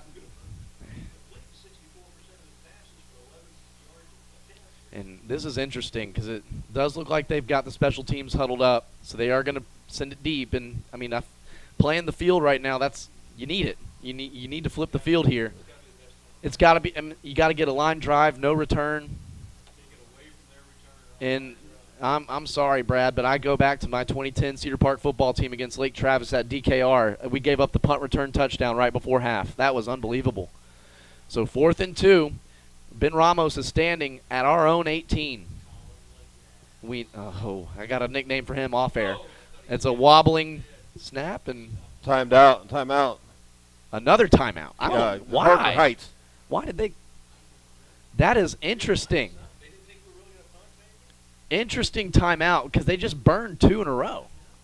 So now they've only got 1 timeout left. Yeah. That was scary. That is a very interesting call from the. Now that's 2 calls I just don't understand from their night's coaching staff. They didn't really do anything. They just changed personnel. Well, they didn't mark it off. A better snap this time, and he gets a good walk-up. That's a booming punt. Let's see if he gets a good bounce. Hits one of their players. That'd be sweet. Down that. Okay, there you go. So it's not a big punt. It does flip the field barely. So 1st and 10 for the Knights at the 46-yard line. I think Coach Les was right. He just texted me. He said Harker Heights was expecting a run. Yep. They didn't take off that timeout on the scoreboard. I'm thinking they still have 1 or not 2. Man, everybody has got to play their best possession right here. $1:21 on the clock. 1 timeout left for the Knights after calling 2 back-to-back timeouts. That might be a very interesting setup for an interesting finish here. But play action, we've got to get to the quarterback. Hudson gives it, and he gives it to the running back. And again, we've had an opportunity to wrap up. And Yaheem Porter will get it done. He'll get it done. See, oh, man. Yaheem Porter gets the tackle for loss. Loss of 5. That's huge, and that clock is ticking. It's ticking. There's one minute left now. To go. Keep it in front. Do not give up the big play. Caden Morris has got the single coverage over here. Outside has got Jack Reynolds and Kai Morgan. Taking a lot of time, 10 seconds. They're down to 40 seconds on the game clock. And they're going to give it to the running back. Fuller cuts him back in. Great stick right there. Great job by the Black Rain. That's going to force him into a 3rd and long. Yeah, do we call a timeout? I think we do. I mean, they're playing for overtime, Harker Heights is. And we're not going to burn it. They did? No, the clock stopped. Somebody. This clock operator he's winding it. Okay. 20 seconds, and I think they're going to take it to overtime. Wow. The Black Rain hung tough.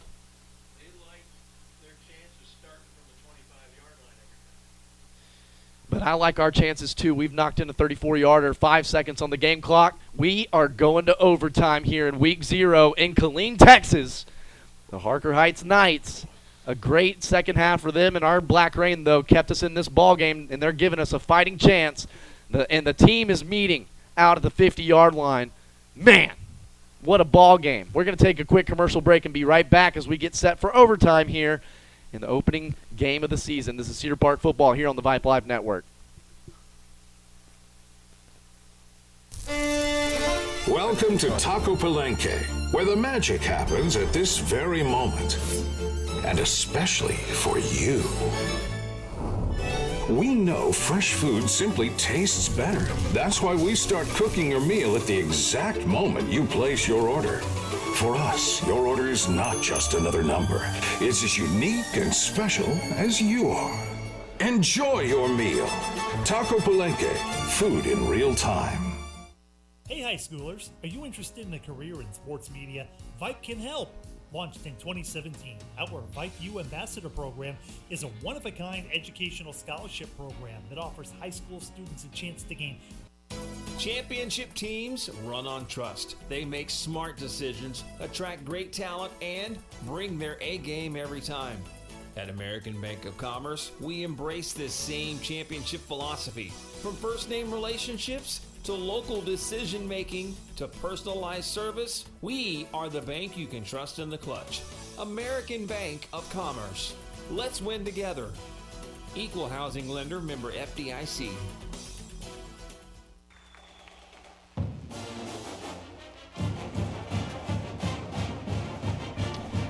Welcome back to Cedar Park football here on the Vype Live Network, and overtime is what's slated here. It's a late game, folks. We're pushing 10:30, and Cedar Park has got themselves into an outstanding performance. I mean, offensively and defensively, had a bunch of miscues on tackling, but, man, I mean, think about Bowen Travis's touchdown catch. The shot we took with Zane Claybrook coming out of the fourth quarter. I mean, there's been some great stuff tonight. Great stuff tonight. I really, I'm talking about it more of the post game, of course, but man, I'm really happy with a lot that we've seen tonight. Brad Cohn saying that whoever wins, is going to have a quality win no matter who it is. And I mean, you think for Cedar Park, I mean, as a coaching staff, you want to see how your guys perform. When your back's up against the wall and you're faced with this pressure, and there has been no giving up, and the coaches are meeting here. I love it. They're having so much fun, man. There's they big are. old smiles on their faces. They just gave each other a big old hug, and they're having a good time with it. And tonight. That's something that Laney Williams kind of alluded to in the halftime. Just Killeen being a military-heavy city, and the Harker Heights Knights. I mean, you compare to the Manor Mustangs again. No shade thrown, but at the same time, the discipline and respect that this team has. This is a great game. It's been a lot of fun. Let's see. Are they mic'd up? No. Yeah, turn your mic on. I want to hear the banter. No, just hear the crowd. And so, I mean, the overtime rules, they're going to trade possession starting from the 25-yard line. Isn't it the third Is it the third overtime when they have to start going for 2? Yep. Right. So they'll do that. They'll do that 2 times, right? And then the third, you got to start going for it. Yeah. Oh, we want defense first. And they picked the side, so that means I'm pretty sure we won it.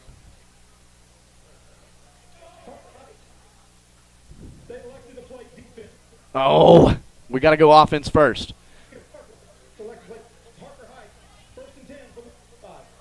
And we're going to go into the end zone into the south end zone. And it looks like the defense is getting set up. They have the defense on the field, so I'm confused. I'm confuzzled. So I think they got it wrong because we've got our defense going out, which is great. You get to see what we got to get on offense. Yeah, kind of botched that. Yeah, they could run their offense with their defense. I'm all right with that. Man, this has been an unbelievable game. Yep. We're not going to harp on him. It's week 1 for everybody. And so the Knights bring their offense on the field, and again, I think Brad Cohn is what he said was right. I think they like their chances from starting from the 25. Twins receivers to the left, one solo right. Man in motion is T.J. Johnson. Snap. They're going to give it to the running back on the sweep to the right. Creates the outside leverage and turned in, and that's a gain of 9. It's going to bring up 2nd and 1. 16-yard line is where they're going to be at on the right hash. Again, we're doing a good job with that backer creating the outside leverage. He's got to collapse harder. Yeah. He's got to sell out on it because he's given him a big enough lane to run through. Then Cecil's truck. Ball on the right hash. Got solo coverage out there, and they're going to fake it. And the running backside tackle, can we wrap him up? And Yaheem Porter there to clean it up. Clean it up. And that's going to be just to the line of scrimmage. The spot is short. Third down. Third down. I want to say that was number 45 there first, Henry Newman, senior defensive lineman. Again, these running backs are just spinning out of all of our tackles. 3rd and 1. Man, this is scary coverage you got. Everybody's locked up in man. Look for them to fake the sweep, pull it, and he doesn't. He gives it. A good gang tackle there for the Timberwolves, but that's enough for the first. Fresh set of downs for the Knights. And there's a Knights offensive lineman a little bit slow to get up. Again, everybody's gassed. I'm gassed. Yeah, I'm gassed. I still got to drive. Oh. Dang it. 1st and 10 at the 13. Hard count, looks at the sideline for the call. Twins to the right, one solo left. H-back on the right side of the line, and that's where Butler checks. It looks like he did a hot route call on the left side. And he gives it to the outside. Can we get a holding call? No. And so he's going to be tackled or pushed out of bounds. That was wow. I thought he was closer to the first down. That's only to the 9-yard line. A gain of 4. Moves up a yard. Gain of 5. Yeah, that looked like close to being a holding call. The speed of these backs to get to the edge is so quick. 2nd and 4. I'm not going to look at my scoreboard. And this is going right up the middle. He's going to find his way into the end zone. So the Knights get a touchdown. And let's see if they can get the extra point. They're going to go for 1. So offense, you know what you got to do. And if the you cannot get complacent. You got 10 yards to work with the end zone. You got 35 yards to work with. Don't be afraid to use the back of the end zone. So setting up Crooks for the extra point. He's coming with the hold. Good high snap, gets it down, and that's through the uprights. So 7 points. The Knights get what they need. Let's see if our Timberwolves can respond. We'll keep it right here. What a game, folks. This is unbelievable, and you come out of this game defensively, and we are going to do tackling drills. I mean, that's something that So we're down 7 points. Do Do you go for two? Are you going to go for two here? I mean, you're going to tie it up and go I mean, double overtime? Brad, does that remind you in 2010 against Vista Ridge? Yeah, I mean, we didn't go to overtime, but it was towards the end of the game. We had an opportunity to kick the extra point. I was the holder, and I was shaking. I was like, guys, no. And of course, Coach Ross calls the timeout. We end up going for two and winning that game with about a minute 20 seconds on the clock.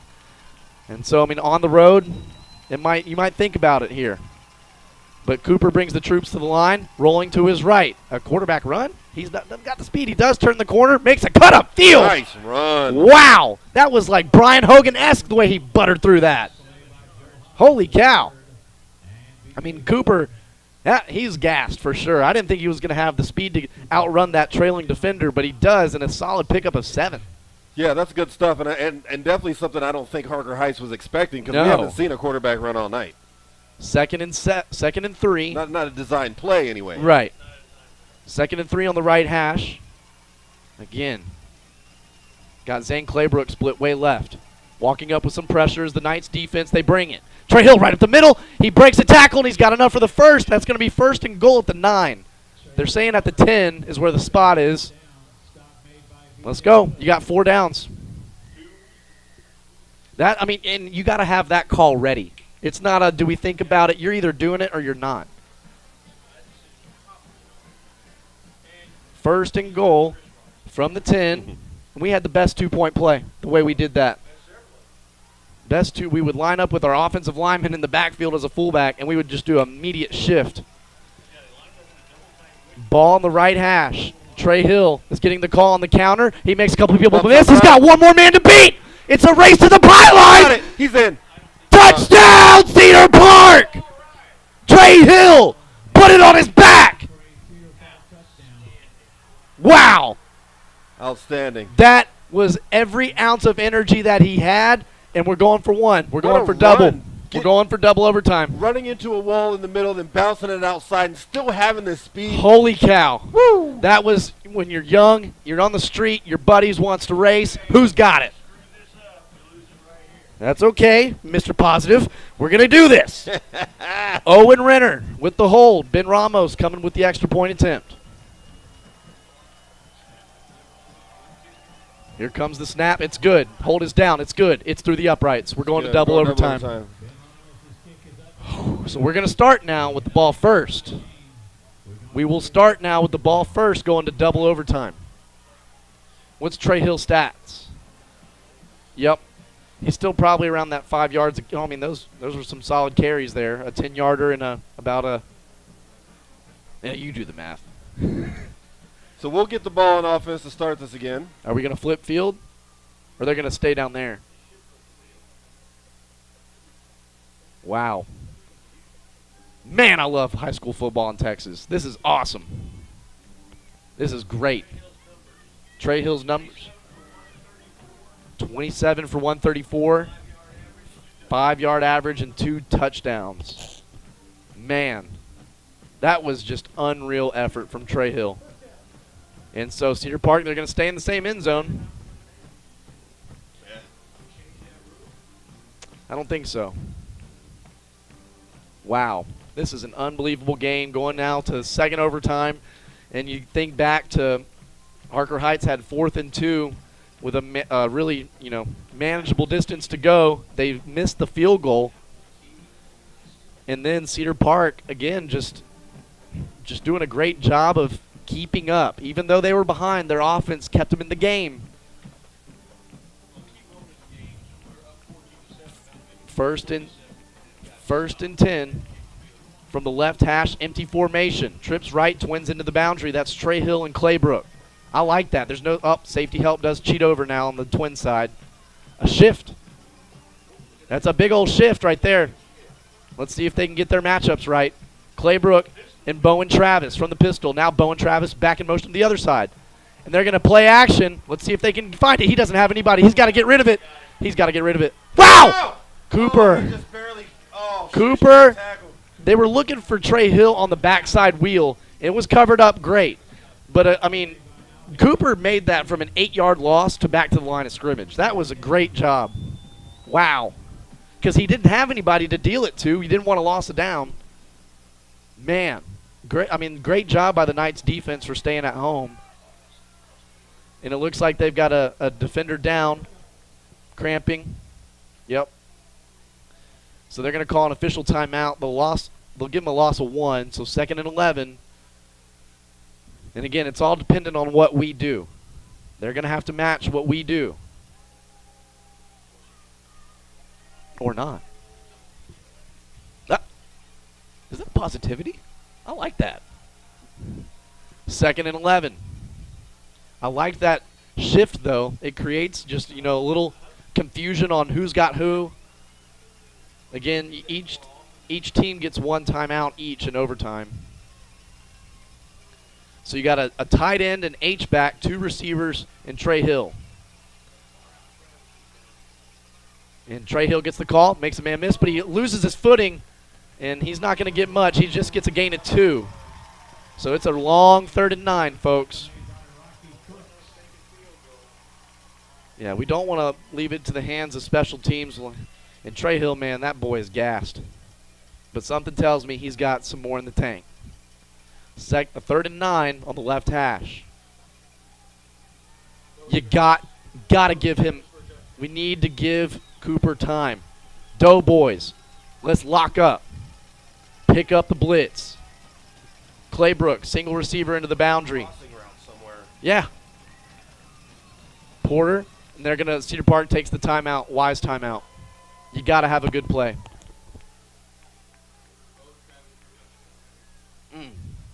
I would love that. Bowen Travis for the hat trick. I could go with that. Man, if you're listening, I want to know where you're listening in from. If you're on Twitter or X, send me an X-ray. That would be pretty sweet. But again, shout out to everybody hanging with us as this game is now, we're at 10:31. This has been an unbelievable game here to start things off. And again, like Brad Kona's alluded to, either team that gets this win, this is a great win.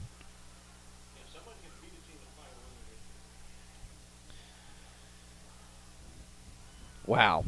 This is an unbelievable game.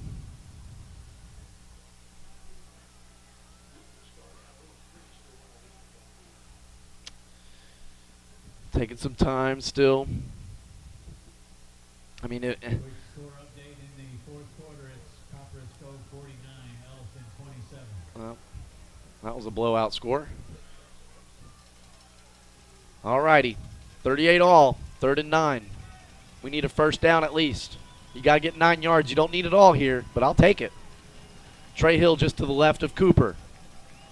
Single receivers to either side. Dropping back. There's no pocket, and they set up the screen. Trey Hill's going to have to make a bunch of people miss. He doesn't break the tackles enough, and that's going to be a gain of about 1 or 2. A gain of 1. 4th and 8. You got to kick the field goal. I mean, we can't kick from that distance, though. Yeah, he can. He's got the boot. Yeah? He's got the boot. And that's going to be set up so the snap is at the 20, on the left hash. 23. It's going to be a 40-yarder. It's a 40-yarder field goal from the left hash. My goodness. That's a little too far. That's what I was saying, man. I don't know you just don't want to put that all on the kicker. That was Coach Ross's thing on Watch him bang this thing, though. Let's Come go. on, Ben. Do you ice them? They're not. Snap is good. The kick is up. It's good. It's good. It's good. It's good. It's good. The 40-yard field goal from the left hash from your starting safety is good. Wow. Wow. We take a 3-point lead. The Knights get to respond or take this game home. Man. Dun, dun, dun, dun, dun, dun, dun, dun, dun, dun, dun, dun, dun, dun, dun. This is a great game, and again, Tuesday night, we need to pack the house at Taco Palenque so we can hash this thing out. Everybody make plans for Taco Tuesday to come hang out with Brad Cohn and I. Going to have a lot of fun there, especially talking with this defensive back group that has really shown a lot tonight. And they need to hang tough here. But the thing is we have not gotten to the quarterback. We have got to get some pressure. Get close, but not there. Ball on the right hash. Man in motion is TJ Johnson. He's going to go split out wide left. Play action. Dropping back to pass, firing a strike down the middle, and it's intercepted! Oh, no! There's a flag. There's a flag. There's a flag. Oh, no! Flag down. No! No way! No way! Pick it up and put it in your pocket. Ben Ramos played the ball the whole time. He played the ball. No way. We got a flag down. It's all the way down to the 4-yard line, and that was, again, another ball where he threw an interception earlier. It was back towards the middle of the field in the backside safety. Ben Ramos read it like a book. Pass interference, defense. Come on, man. Ah! That's a big 15-yarder. I mean, do they do half the distance from the 25? Man. 15-yarder down to the first and goal from the 10. That's garbage. We've seen our defense hang tough down here before. That was Ben Ramos. Ben Ramos with the pick. We need another one. Hang tough. Don't fall for the... They're going to go play action. Actually, they give it to the running back. We got to get in pursuit. Get in pursuit. Nice. Great tackle. Who was that? 22? 22 from Cedar Park with a great tackle. Hayden Hollander, the sophomore defensive back. Wow. Second and goal from the 8. Let's go, Black Rain. 3 more downs, boys. Come on. Ben Ramos now going to set up here over T.J. Johnson about 5 yards off. Ball on the left hash. Quarterback pulls it, and they throw it, and the pass is incomplete. No flag. No flags. No flags. Caden Morris, number 2, with the pass breakup. He's had about 3 or 4 tonight. Wow. Third and goal from the 7. This is Texas high school football on the Vype Live Network. Let's go. The national sport of Texas. Third and goal. Come on, Black Rain. Fight hard. Defensive line shift. Ball on the left hash. Humble drops back, fires a strike, and it's incomplete. One more. It's One incomplete. more. Let's go. What do you do? I mean, you got to kick the field goal, right? Yeah. You got to kick it. They are sending the field goal unit on. Holy cow, folks. I need He's already missed one tonight. Timberwolf faithful at home. Everybody put the rally cap on. Setting up Crooks. The hold is going to be from the 15, so it's a 25 on the left hash. That's a tough angle. Do you ice him? Oh, we don't have a timeout. Snap is good. Oh, we almost got there. It's a good kick. We're going to 3. We're going to 3 overtimes, folks. Don't go to sleep yet. Stick here with us as we go to the 3rd overtime. Cedar Park on defense. You got to go for 2 now. We'll take a quick break. We'll be right back with more Cedar Park football on the Vype Live Network. Welcome to the warm and inviting atmosphere of Toscano Italian Kitchen. Founded with a passion for creating innovative and exciting culinary experiences, Toscano Italian Kitchen pushes the boundaries of traditional Italian cuisine while embracing the unique flavors and ingredients of the Lone Star State.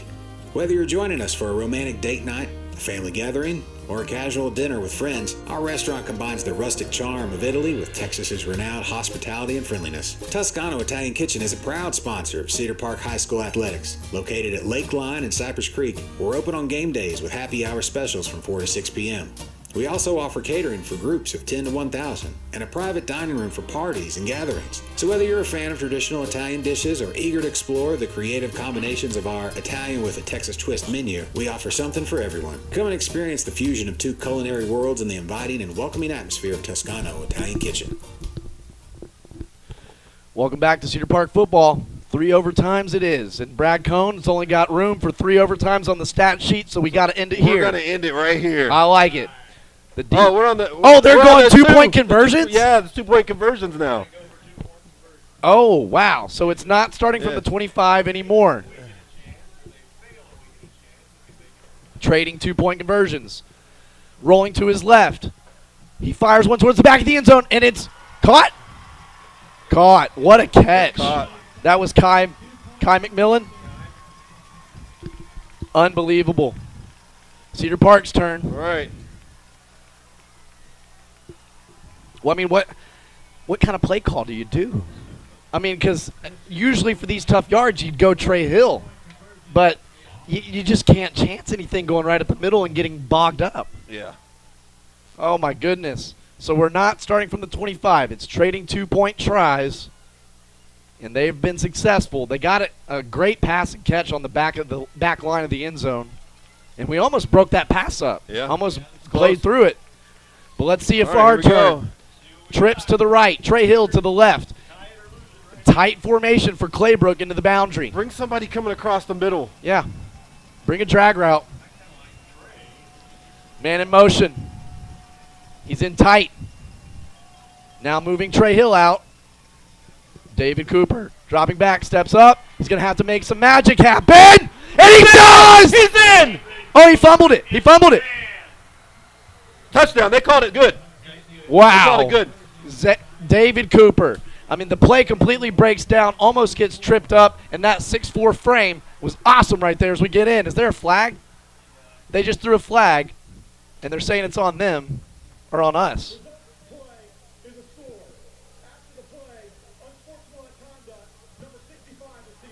That was our offensive lineman, number 65, Nathaniel Allen. What does that mean, though? That's got to be half the distance then. So starts on the 1. You Yeah. can do a tush push? I mean, they can. Are you going to 4 We're going overtimes, to 4 boys? overtimes tonight. 4 overtimes. This is something that we have not experienced Ever. yet. And we've seen a lot of stuff happen in football games. This is a great game. Wow. Unbelievable. So 43 all. We came into overtime at 31 all, and we have matched each other. Touchdown, field goal, 2 points. It's almost 11 o'clock, gentlemen. I know. Goodness gracious. But what a slate of games we got tomorrow. That's okay. Oh, yeah. I'm not doing anything. There's going to be football on every TV, on every room in the house. I am so I can walk around, and no matter where I am, I can see games. But I mean, I love this for this team right now. What a test right out of the gate. And they're answering the call. And the sophomore, man, he has shown some huevos. So let's see. Cedar Park starts with 15 yards off. We get the ball first. So they marked on sportsman 15 yards and back. Yeah. A 2-point try from the 17-yard line, 18-yard line. Oh, my gosh. All right, well. We've done it before. I mean, we got plays for this. It's just a lot of room to work right here. You got to throw to the zone. Yeah. You got to not do a screen. You got to throw deep. Here we go, dropping back. Steps up. Let's see if he does. He buys more time. Can we get someone open? Backside. Cutting it back. He's going to fire one deep. Oh, good go at it. Yeah, you gave him a chance. Yeah. You gave him a chance. He didn't get sacked. I like that play. Man, now I like that better than starting at the 1. But actually, I don't know, man. That was so an unsportsmanlike after the play when Cooper came in for the successful 3rd overtime 2-point. And since we had to flip, we started with the ball. That is, wow. So they're going to have a 2-point try on the left hash on the 2-yard line. Yeah, I mean, Cooper just doing everything to keep that play alive and give us an opportunity to score there. It was open on the backside for just a hot second, but the window closed pretty quick. All right. Here's your ball game. Here it is. It's not a ball game. It's not ball game. That's right. We're going to knock this down. That's right. We're going to handle business here. You got to fire off and take it to them. 2 of those running backs over 100 yards in the game to either side.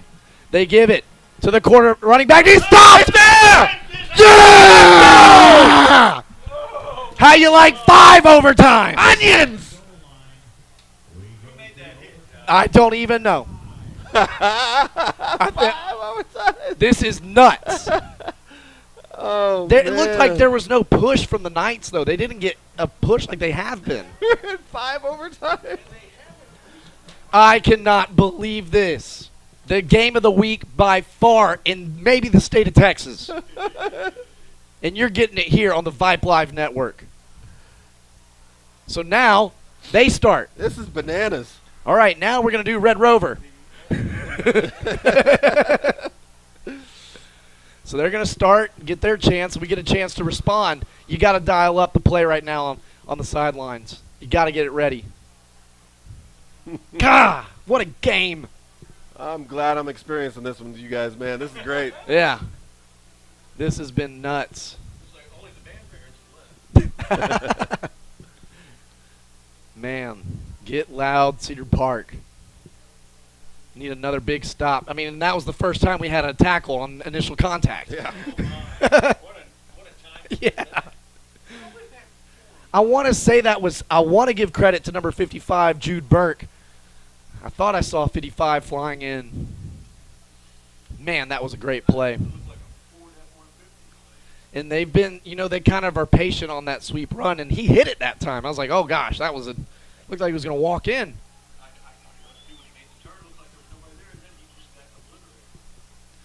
Man, these are the games that these kids are going to remember forever. Absolutely. 5 overtimes. Here we go. Twins to either side. Let's get another stop here, Black Rain. Zarian Evans, number 0, to the right of Humble. Dropping back. Bailing out. Tunnel screen thrown. Kai Morgan dances in.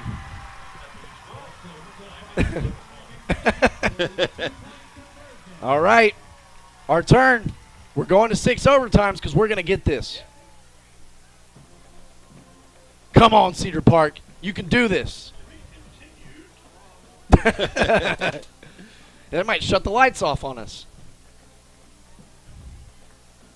What a game. It's pretty crazy. I'm pretty sure we've had weather delays, push games to start almost this late, but we haven't actually played a full game this late.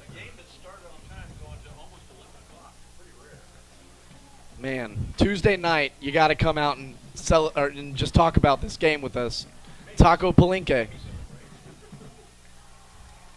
So we've got the two back set, or excuse me, the 2 personnel where you've got Porter and our other tight end, number 11, Christopher Rodriguez, the senior tight end.